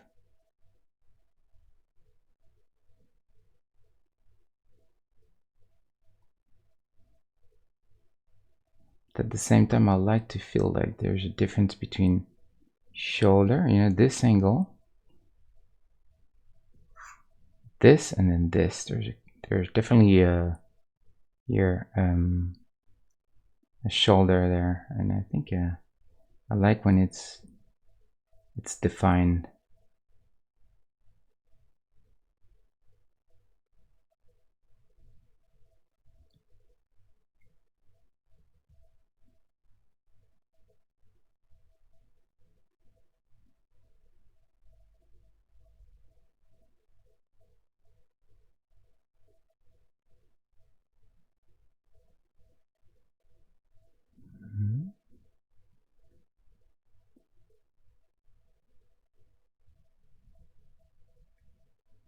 I want to overlap a little more there.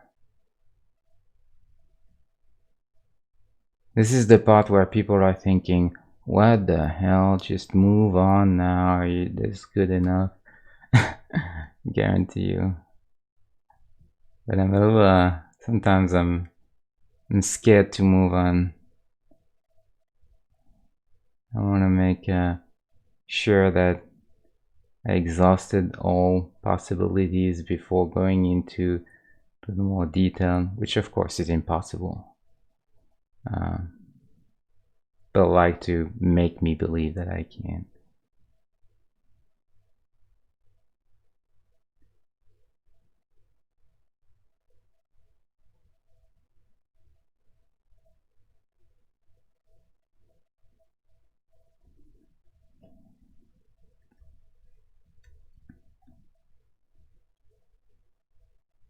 Yeah, sure, Benjamin. No problem.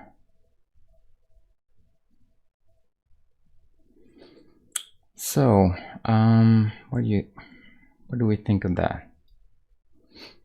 Is that okay? Is that acceptable? This is Luke we're talking about, you know. It's a big deal. It's a big deal. Can't really mess that up.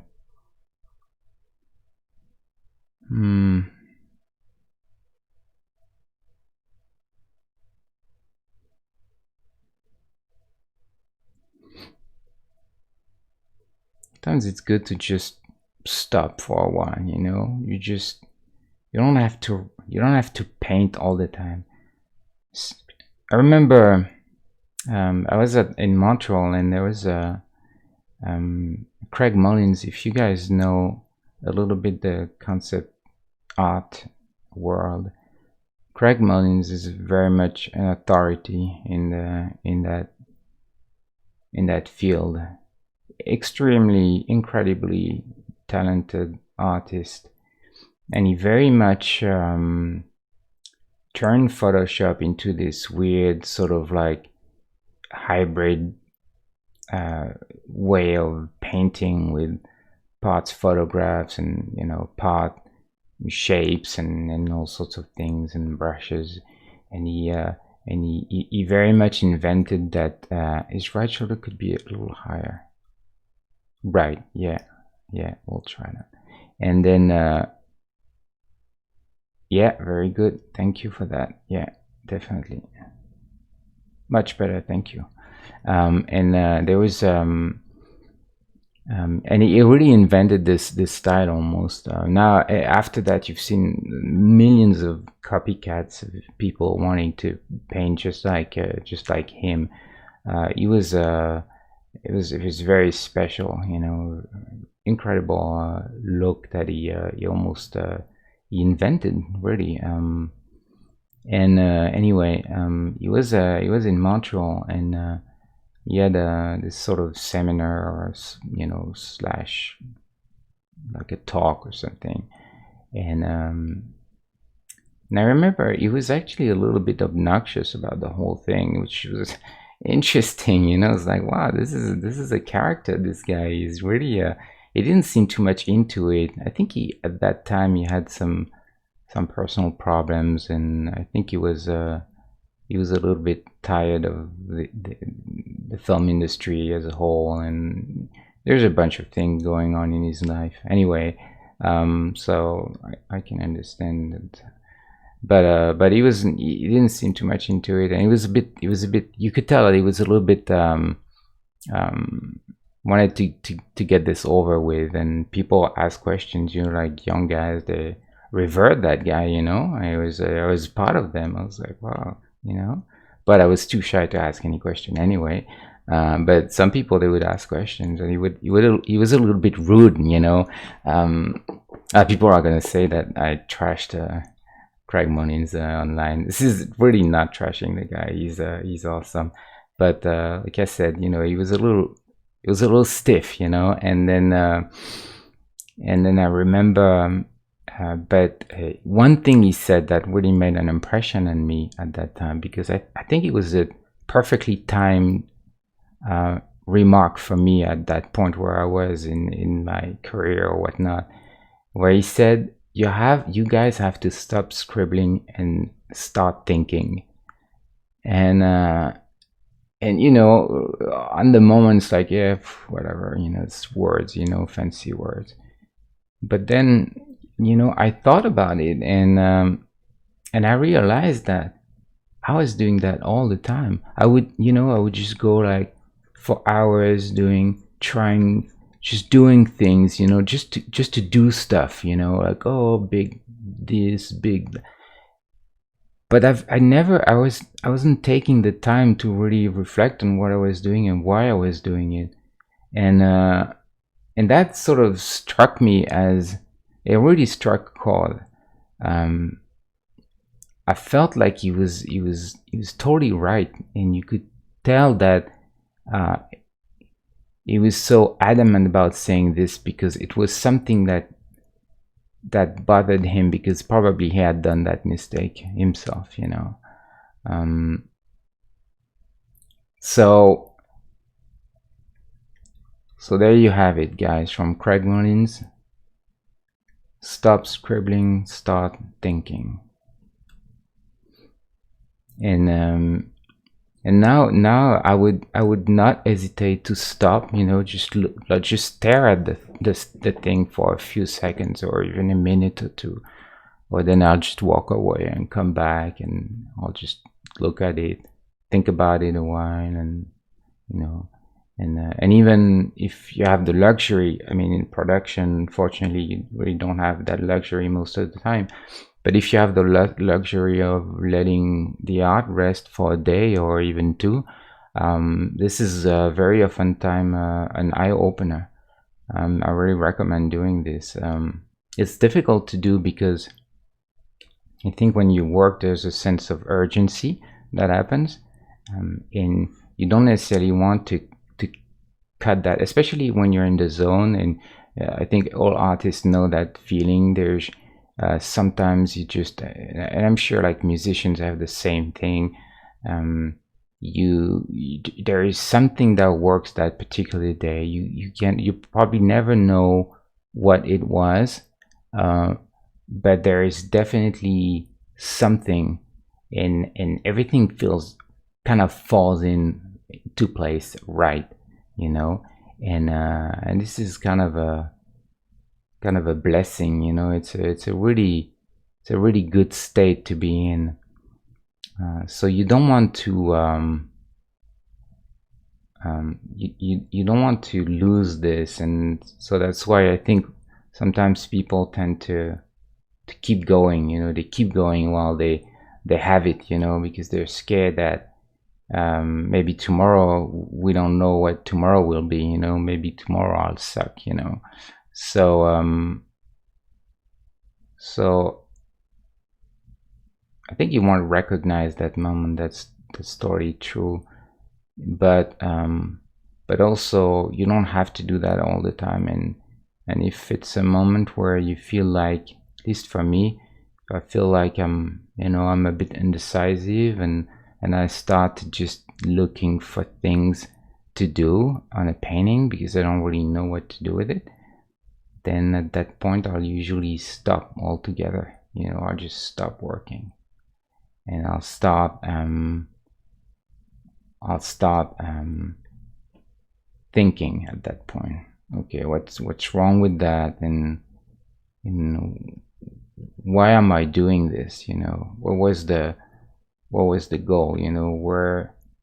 How did this start? how did this start, and I'll try to just be a little more analytic with things. So something to to keep in mind. I'm gonna start getting some shading in, because now it's getting to a point where I need I want to, like, this is okay. This is, I think this is, I hate to say good enough, but this is good enough, for me at least, to start getting into the next step. So we have a good blocking of masses and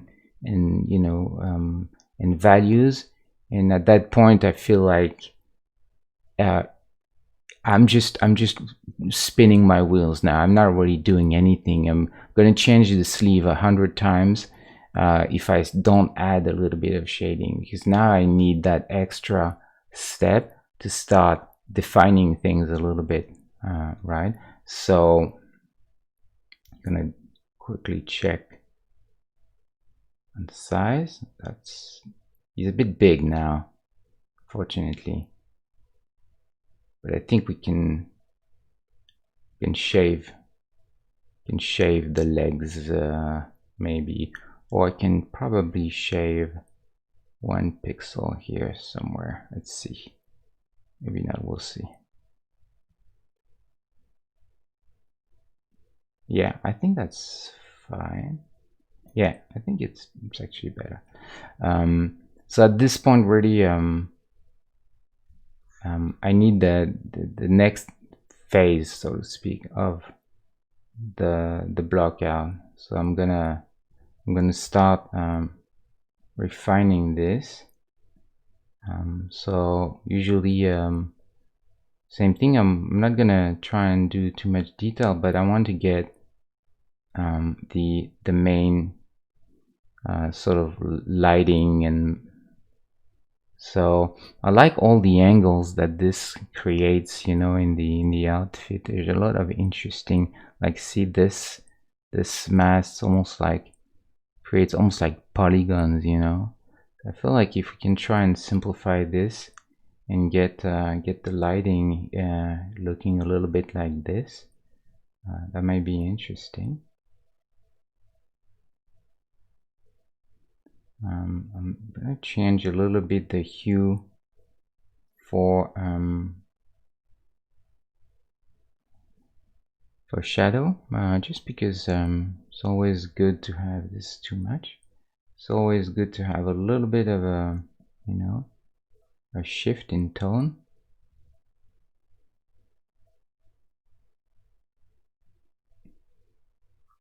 I don't want to go too high contrast. Usually I tend to be a bit shy with contrast, especially in the beginning, and I'd rather paint with a little low contrast, and then at the very end I'll just add a little bit of contrast to the entire thing. It's still too saturated. At this point I'm going to be a little bit more, I'm going to start being a little more precise with color if I can. So it's a moment where I start to be a little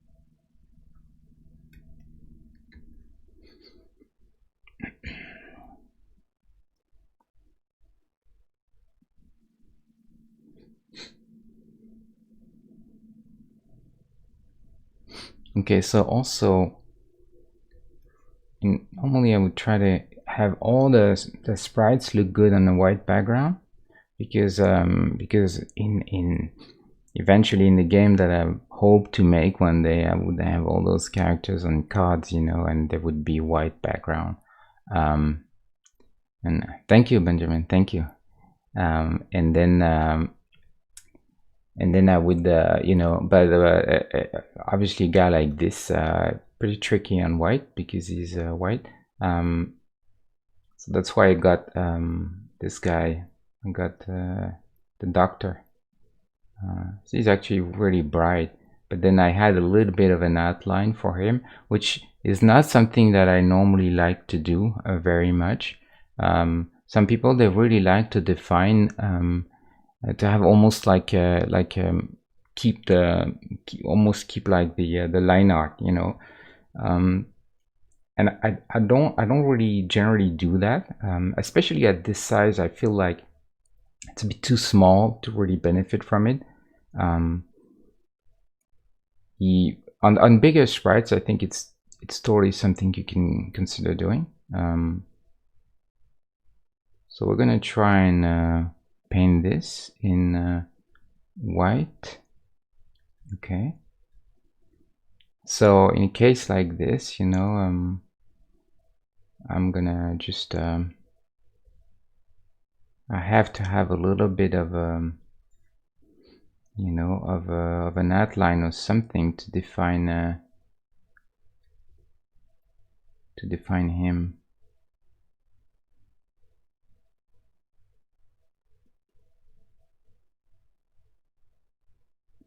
And honestly, he's not. I'm not gonna have him in the game anyway. So I could just, you know, put him on a lighter, on a darker background. Which maybe this is what I'll do. In that case, you know.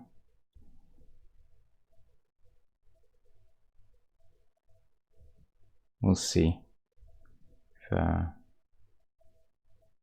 I should or not.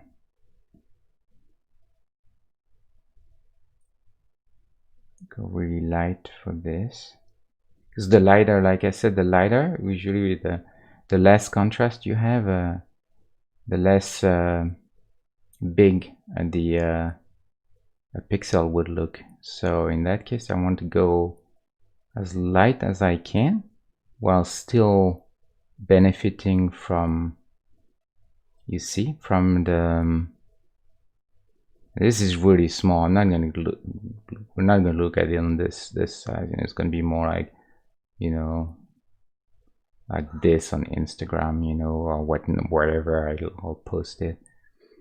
So I think I can do that. We still see an outline, but it's not too prominent, you know, or invasive.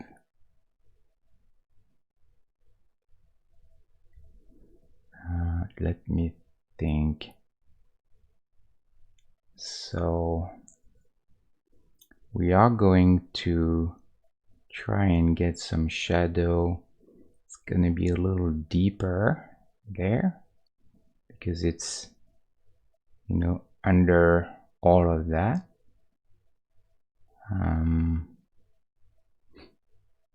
Trying to think of the best approach for that.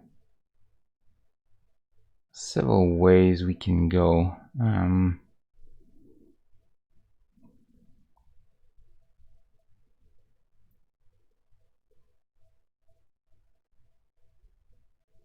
mean, could shadow this part, but what I like is just shadowing one side, because this really sells the loop, you know, and the inside of a sleeve like that. But if I have a shadow on both sides, then it's much harder to understand what's going on. This is okay because this conveys a little bit of thickness, so that is all right. We can do that, but probably wouldn't do much more than that.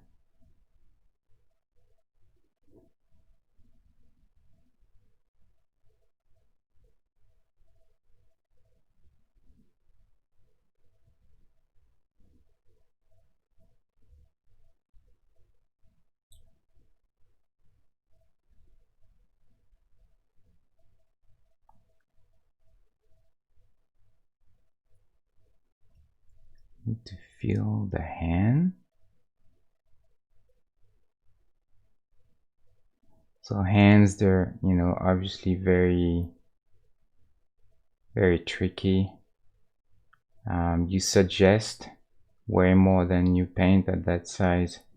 There's really no way you're gonna actually, you know, paint a hand, obviously, but you can still suggest quite a bit if you take your time. And usually all you need to determine is you know, the big masses of light versus shadow, like you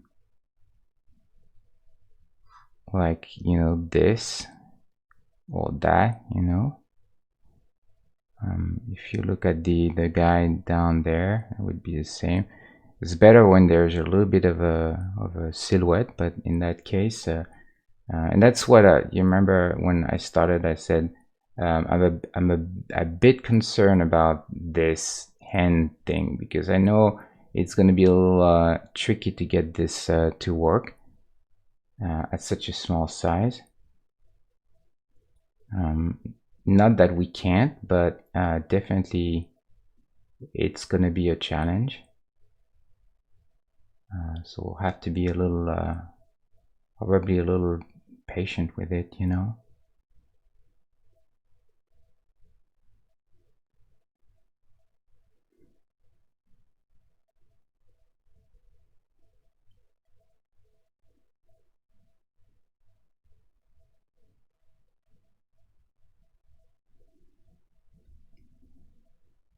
How's everyone doing? I hope I'm not,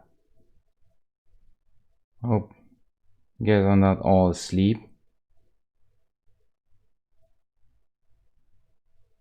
It could be. I mean, it's pretty late. And on the East Coast, that's a problem. The time at which I stream, unfortunately, with work, I don't have much of a choice. But I found that the time I stream, most people they'd rather do something else than than watch me do this. I mean, if they're artists themselves, maybe they like this, but sometimes at the end of the day, the last thing you want to hear about is more art or more work, you know, if you've done that all day. So and also some people, they're just tired at the end of the day. They want to take a break, you know. So it's not the best time. I'm aware of that. So I think maybe I will start streaming a bit earlier, probably at 8 in the future, because the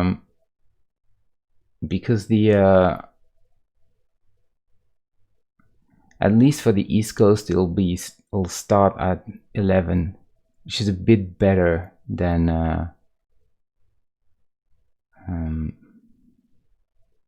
midnight. It's not great by far, you know, but it's still a bit better. So at least, you know, we can have that for people who are over there. Maybe that's something we can do. I'm gonna go a little lighter on here. I think I can afford a third shade, just to really pop the sleeve a bit. See if we can do that.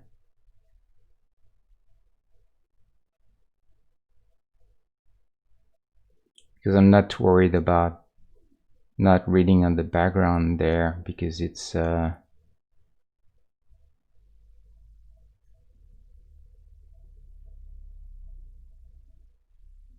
away from the background, so I can probably, I'm actually already so close to white now.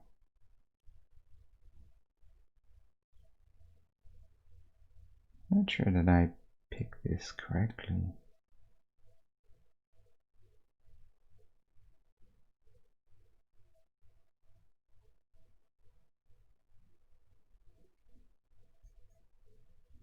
Yeah, there's something weird that happens there.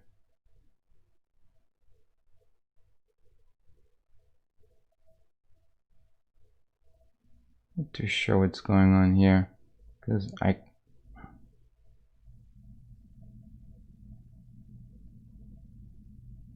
push the value. Oh yeah. Oh man, I'm getting tired. Just playing with saturation instead of value. So okay, maybe we can do that.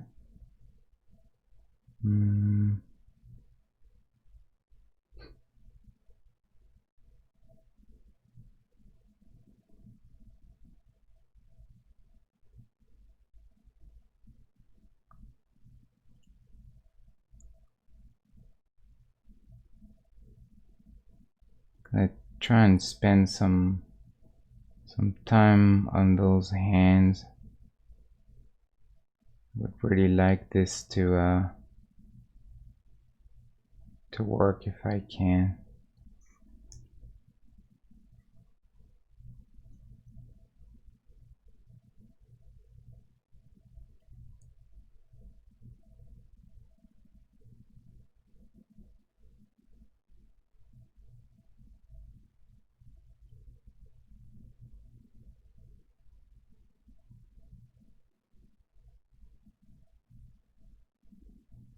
I need a little bit of just one finger somewhere in there.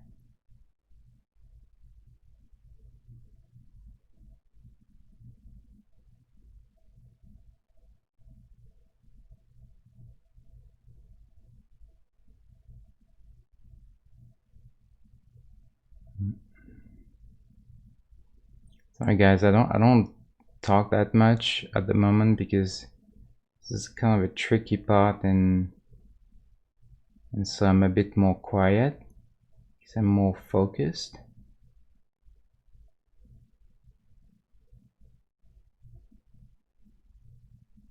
I think I want to suggest just a little bit of shape in the arm. You know, it's a bit skinny.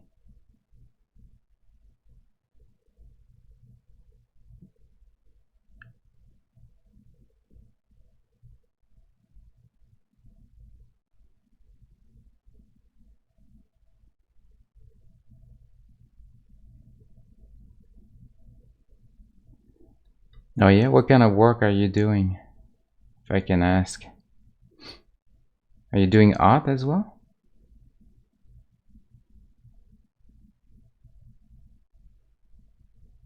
That's what you're talking about, right, Julien? If you're still around. The little hair going on the side in the back and on the side for the haircut. I think that's what you meant, probably.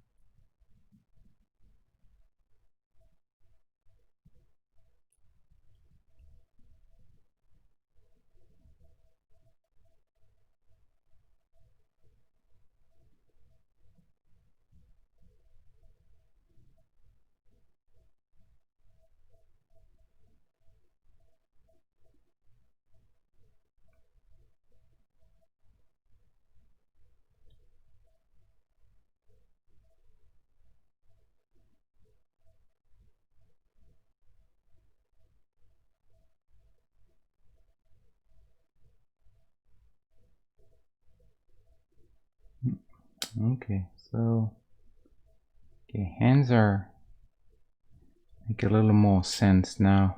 I think. Oh shit.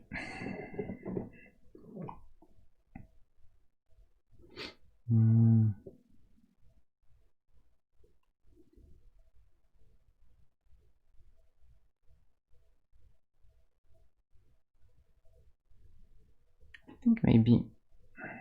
Hold on.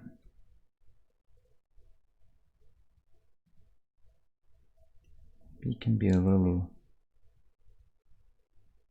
bigger over there.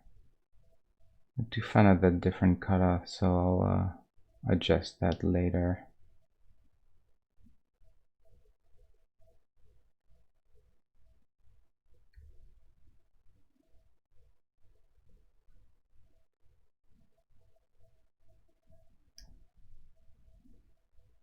Just want to see if I should move this down a bit.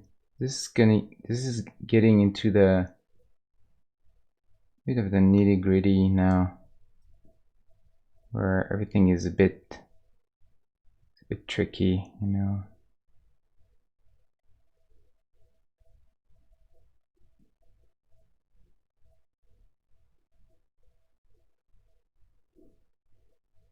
So like that little pixel, you know, that one pixel that would make a difference.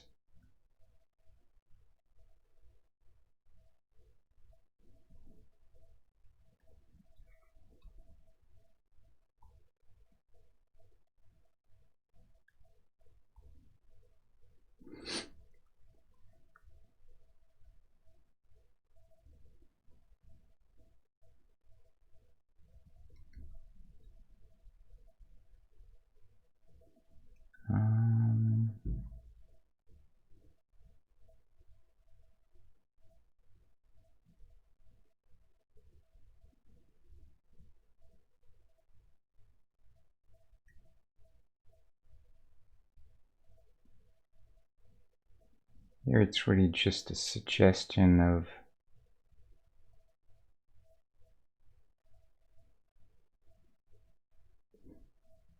I don't like this. It's not really nice. Need to address that.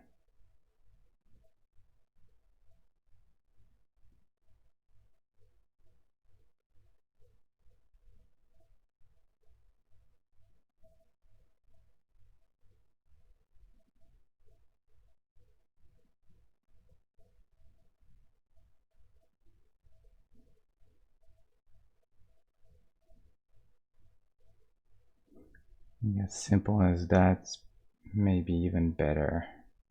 Keep it simple. And here I need to define this, the sleeve. Maybe I need a shadow just to define a little bit the arm, that arm going over that sleeve. You know, sometimes it's better to do this with a cast shadow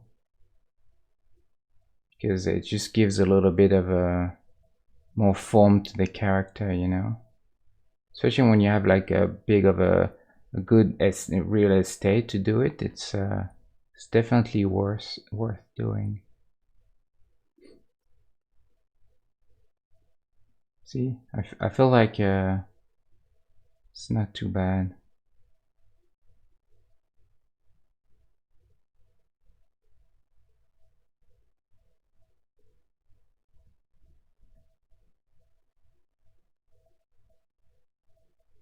Definitely a tricky area because I want this to make sense, but at the same time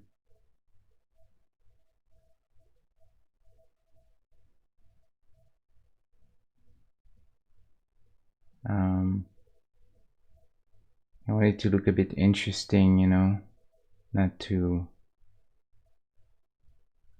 plain. Just a bit of a fold would be good. Just a little something. Size every pixel. Every pixel matters at that size.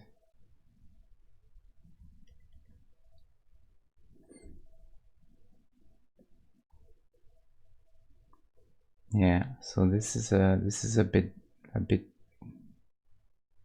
slightly better. I want big, clean, you know, shapes that I can read.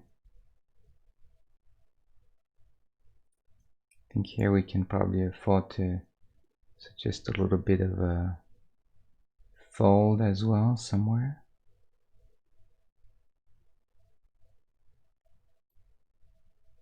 Can't be too strong, but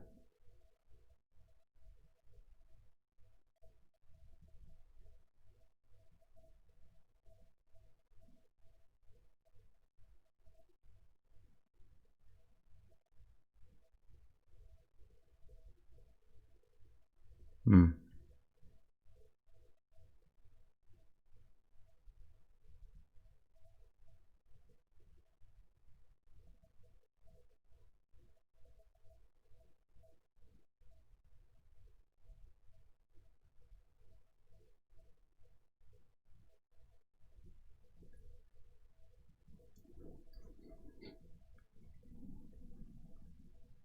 Mm-hmm.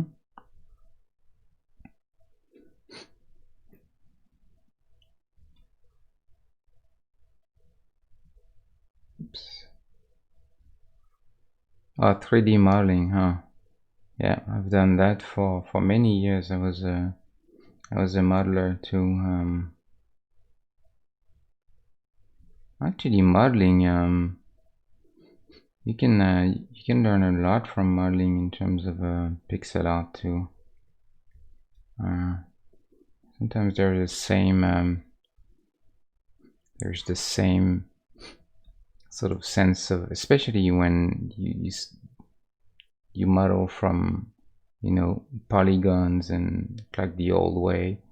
There was a sense of economy and finding the right shapes in the beginning that was not too dissimilar to doing pixel art.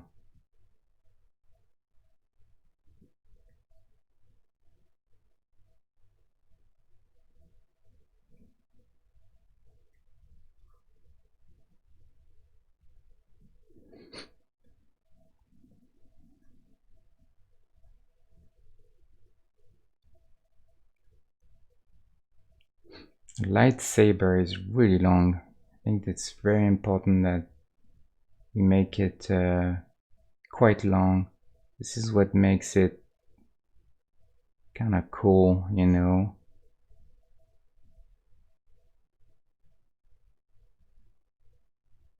Yeah, I like it. I like it when it's long, maybe a little less.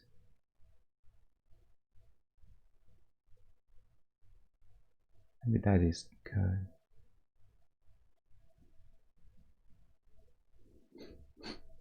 And we'll see if we can no guarantees. You can get a sense of light going in there, but fortunately I have just see, this is not it's not a good setup for it.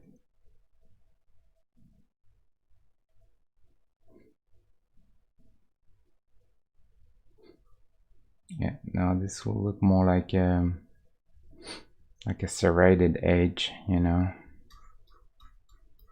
too pixely. Okay, I'm gonna sometimes I try to get a little bit of a line, like a seam, you know, in clothes. I like especially pants because they kind of reinforce the curve of the leg. So it's kind of nice, you know, I feel. Plus it gives him this little edge to him. Here, so this leg will try to go a little darker, but not that dark. I'll just go in between. because I don't want it to be the same value as this, because then it's getting confusing. So I need something that's in between this one and this.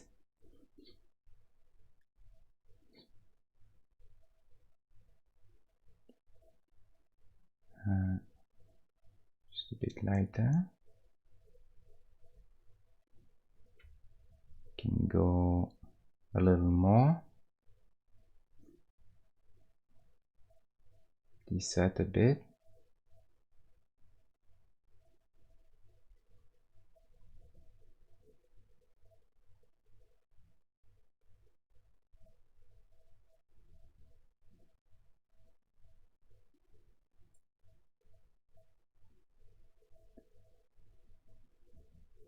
It's too close now.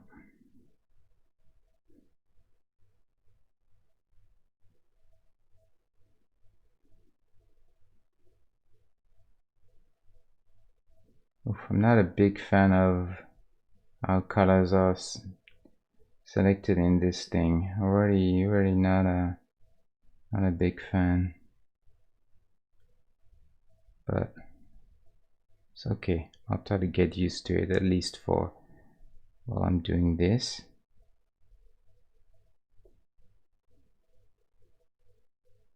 I'll go a little brighter there, just a tad, a tad brighter.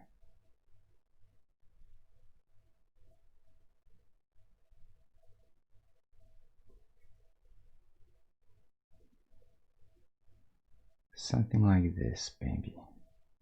Be a bit much, but we'll try. Try it. I think it's probably all right to do that. Then I'll use this color for the line, because then it's too high contrast, you know. It feels a little better.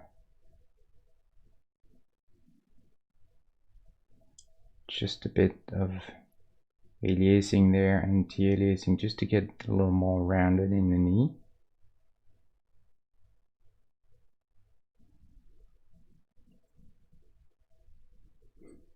So it's getting there. I think. I mean, I think we're not too far off. Let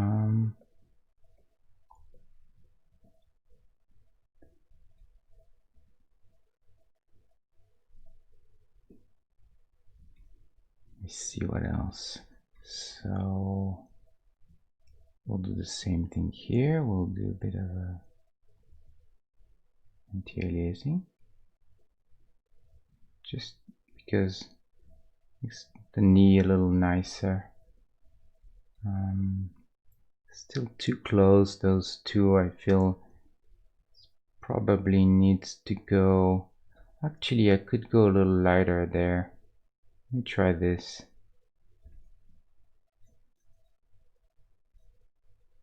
I think I can afford that. It's got a little dark. Try to get this. Don't know if it's going to be a good idea to do that. Might be. Might look like he's got really big feet, but we'll see.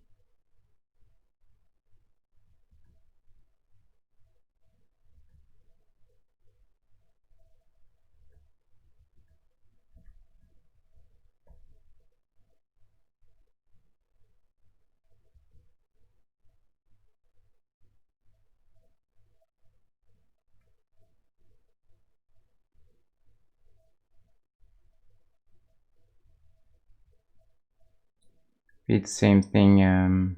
This size is pretty difficult to get something that is not too goofy, and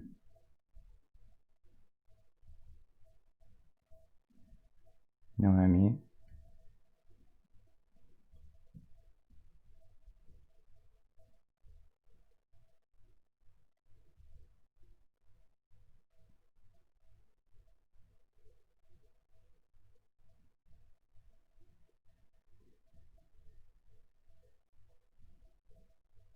think I'd rather do that. And I'm just gonna suggest this this sort of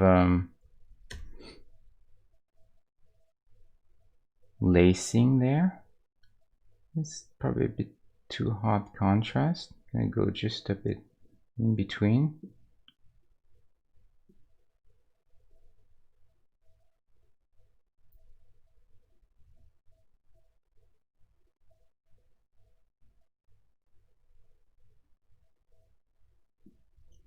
Try that. I'll try to suggest a bit. This is good because you can suggest a little bit of the roundness in the leg. You don't want to overdo it because obviously this is not necessarily something that you can barely see. You know, it's almost straight, so you don't want to overdo it, or it might look a little strange. I want a bit of chaos in there if I can, because suggest the fact that it's you know, it's not an outfit that is like, it's really a farm outfit, you know. You can even have a little bit sticking outside. That's normally, you know, he doesn't have that, but this is usually the type of liberty that I'll take, because it just gives this little information that you need to understand that it's laced around, and it just gives a little bit more character overall to the to the guy. So in a case like this, I think it's you know, it's worth doing.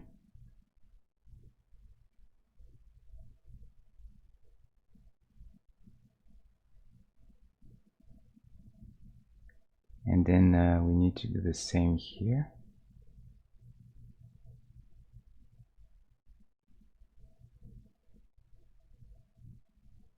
Sometimes I'll have a little less detail in the back leg because it's getting a little messy.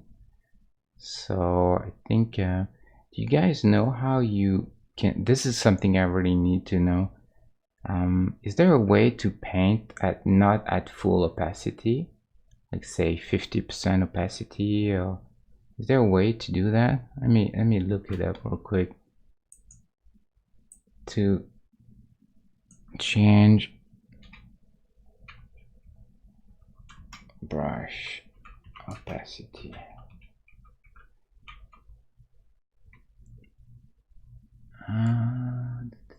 Tutorial.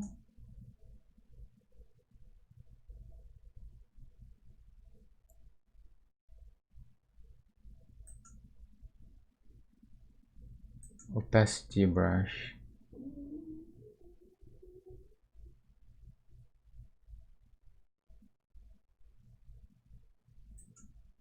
And that's not really to, I don't need, you know, obviously the tablet to take into account the pressure or anything. Is just to be able to paint at 50% instead of 100, because then what I'll do in Photoshop all the time is that if I feel like this is a little too contrasted, then I'll pick this color and I'll paint at 50% on top of it, so I'll get effectively 50% of less contrast on this really quickly, you know.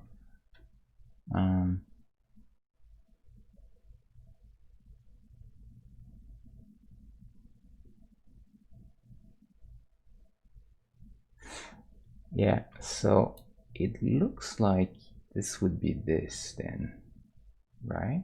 If I do this and I pick this, let's say now this one. Yeah, okay, that's it. Perfect. Found it. Awesome. Very good. Very useful. See, a little less contrast in the back leg is better, because you want information to be right there, and then you know the back leg is the same, so you don't really need to show that much in the back leg. It's more It's more just to be a little consistent. You know, you want to feel like it's there, but you want to avoid the hard contrast, because they, you know, it's a bit messy on top of each other. All those lines. It's not the best.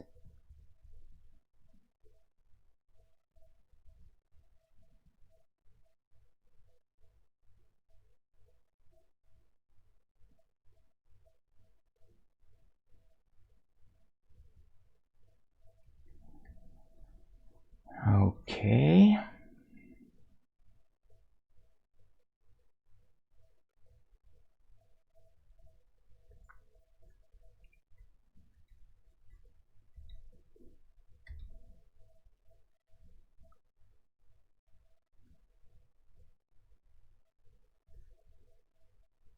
Here it's a bit aggressive, the contrast, so I'm just gonna do a little bit of a pixel there. This is too much saturation. Just gonna snub. Usually for that stuff I want to just a tad of blue in the black. Again, because I don't want to go too neutral.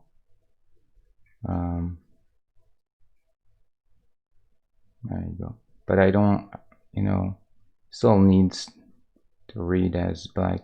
Should I make the belt actually a little more brown? Because in the film, the reference that you sent out, Junior, seems like the belt is more brown. So I wonder if maybe I should do that.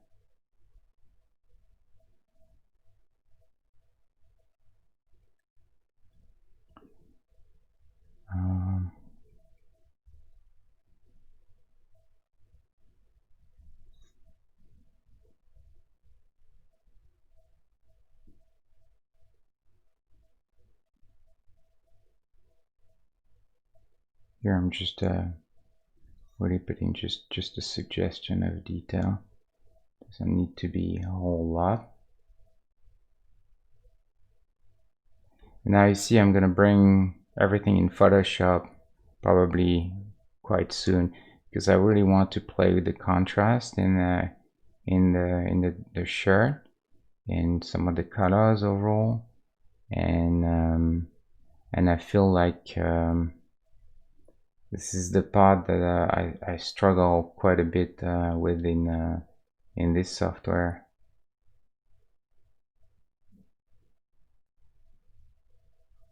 So I think maybe now, which, you know, begs the question, then why would you even work in this? Because if you have to eventually bring it in Photoshop, then you may as well just do everything in Photoshop. And it's actually, you know, it's a valid point. You know, I'm honestly not too sure.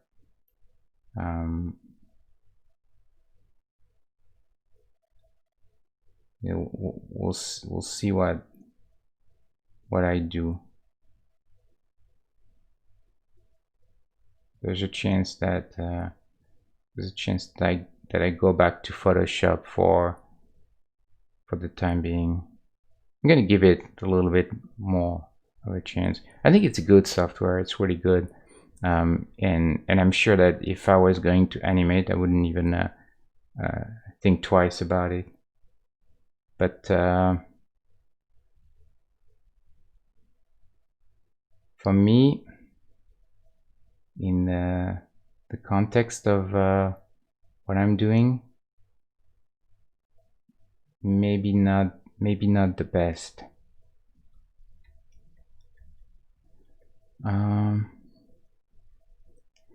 Well, I think I'm pretty close now to being done. I can't really. It's at that point where I know there's plenty of things that I can fix, or improve. You know, I know that for a fact, but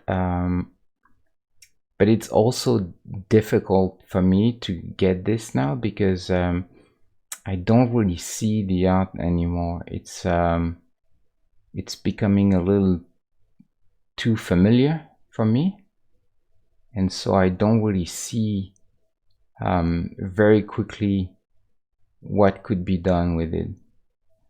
So I think I'm gonna need to give it a bit of a rest now for tonight, and then tomorrow I'll go back to it and probably just do a few adjustments. Won't be that much, definitely won't be that much. But in order to do that, I think I need a bit of the time to really soak it in, you know.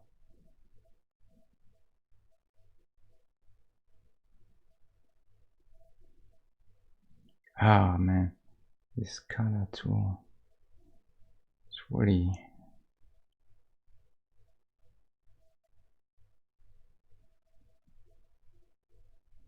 not the best, I think.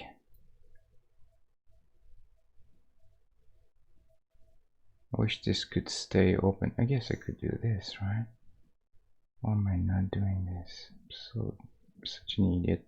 See, this is exactly what I was saying earlier. Don't judge too quickly, because there's oftentimes a way to do things, and you just have not to be an idiot. That helps.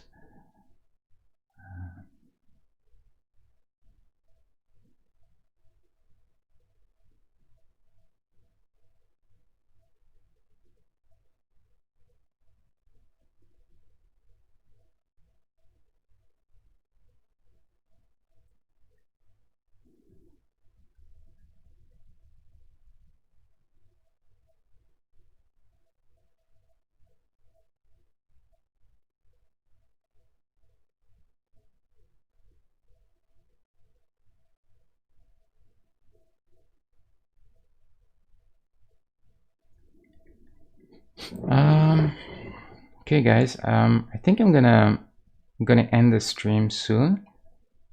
I'm not. I mean, it's. I think it's okay, but I'm not sure it's really that great.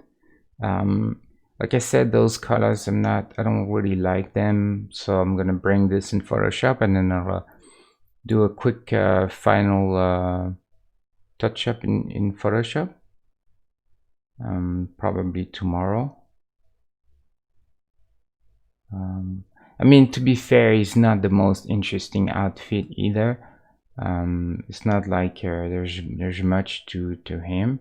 He's more of an icon in himself for his whole background and history, and but as a pure sort of like visual character, he's not necessarily the most interesting, you know. See, there's much more contrast in what I paint in Photoshop, so I'll just bring that to the same level, and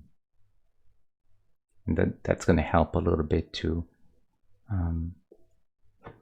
So that's it. That's where we are for now. I think it's let me see this side. Yeah, I think it's all right. Sizes seems to be in line. Now it's just a matter of getting the contrast right, and the little touches here and there. Maybe a few things to fix, and I'll call this done. So there you go. Thanks everyone for being here. As usual, this is always a pleasure to have people chatting, giving me their opinion, and also helping me knowing about some things that I don't know. Always eager to learn some stuff from you guys, and and along the way share some of my experiments. So thank you, Benjamin. Thank you very much. Thank you again for the follow. I really appreciate this a lot, and thank you for being here, and thanks to everyone, even if you lurk, or even if you're there for 5 minutes. It's still 5 minutes of your time that you gave me, and I surely appreciate that a lot. So that's gonna be it for me. I'll be back on Wednesday. So Wednesday, I'm gonna try and stream at 8. It's going to be a little bit earlier. I think it's going to be a bit better for most people. So we'll try 8. I'm going to change the schedule down under the stream. You can see the schedule. It's always updated live, and it takes into account your local time. So it's always accurate to your local time. You don't have to worry about my time. And then you'll see it. So it's going to be at 8. But it'll tell you how many hours before it starts. And usually I'll post a little bit on Twitter or Instagram. You can follow me there if you want to know what I'm up to, or what I've done, or what I plan to do for the next stream. That's it. Thank you very much. I'll see you on Wednesday now, and hopefully you'll come back. Thank you very much. Bye now.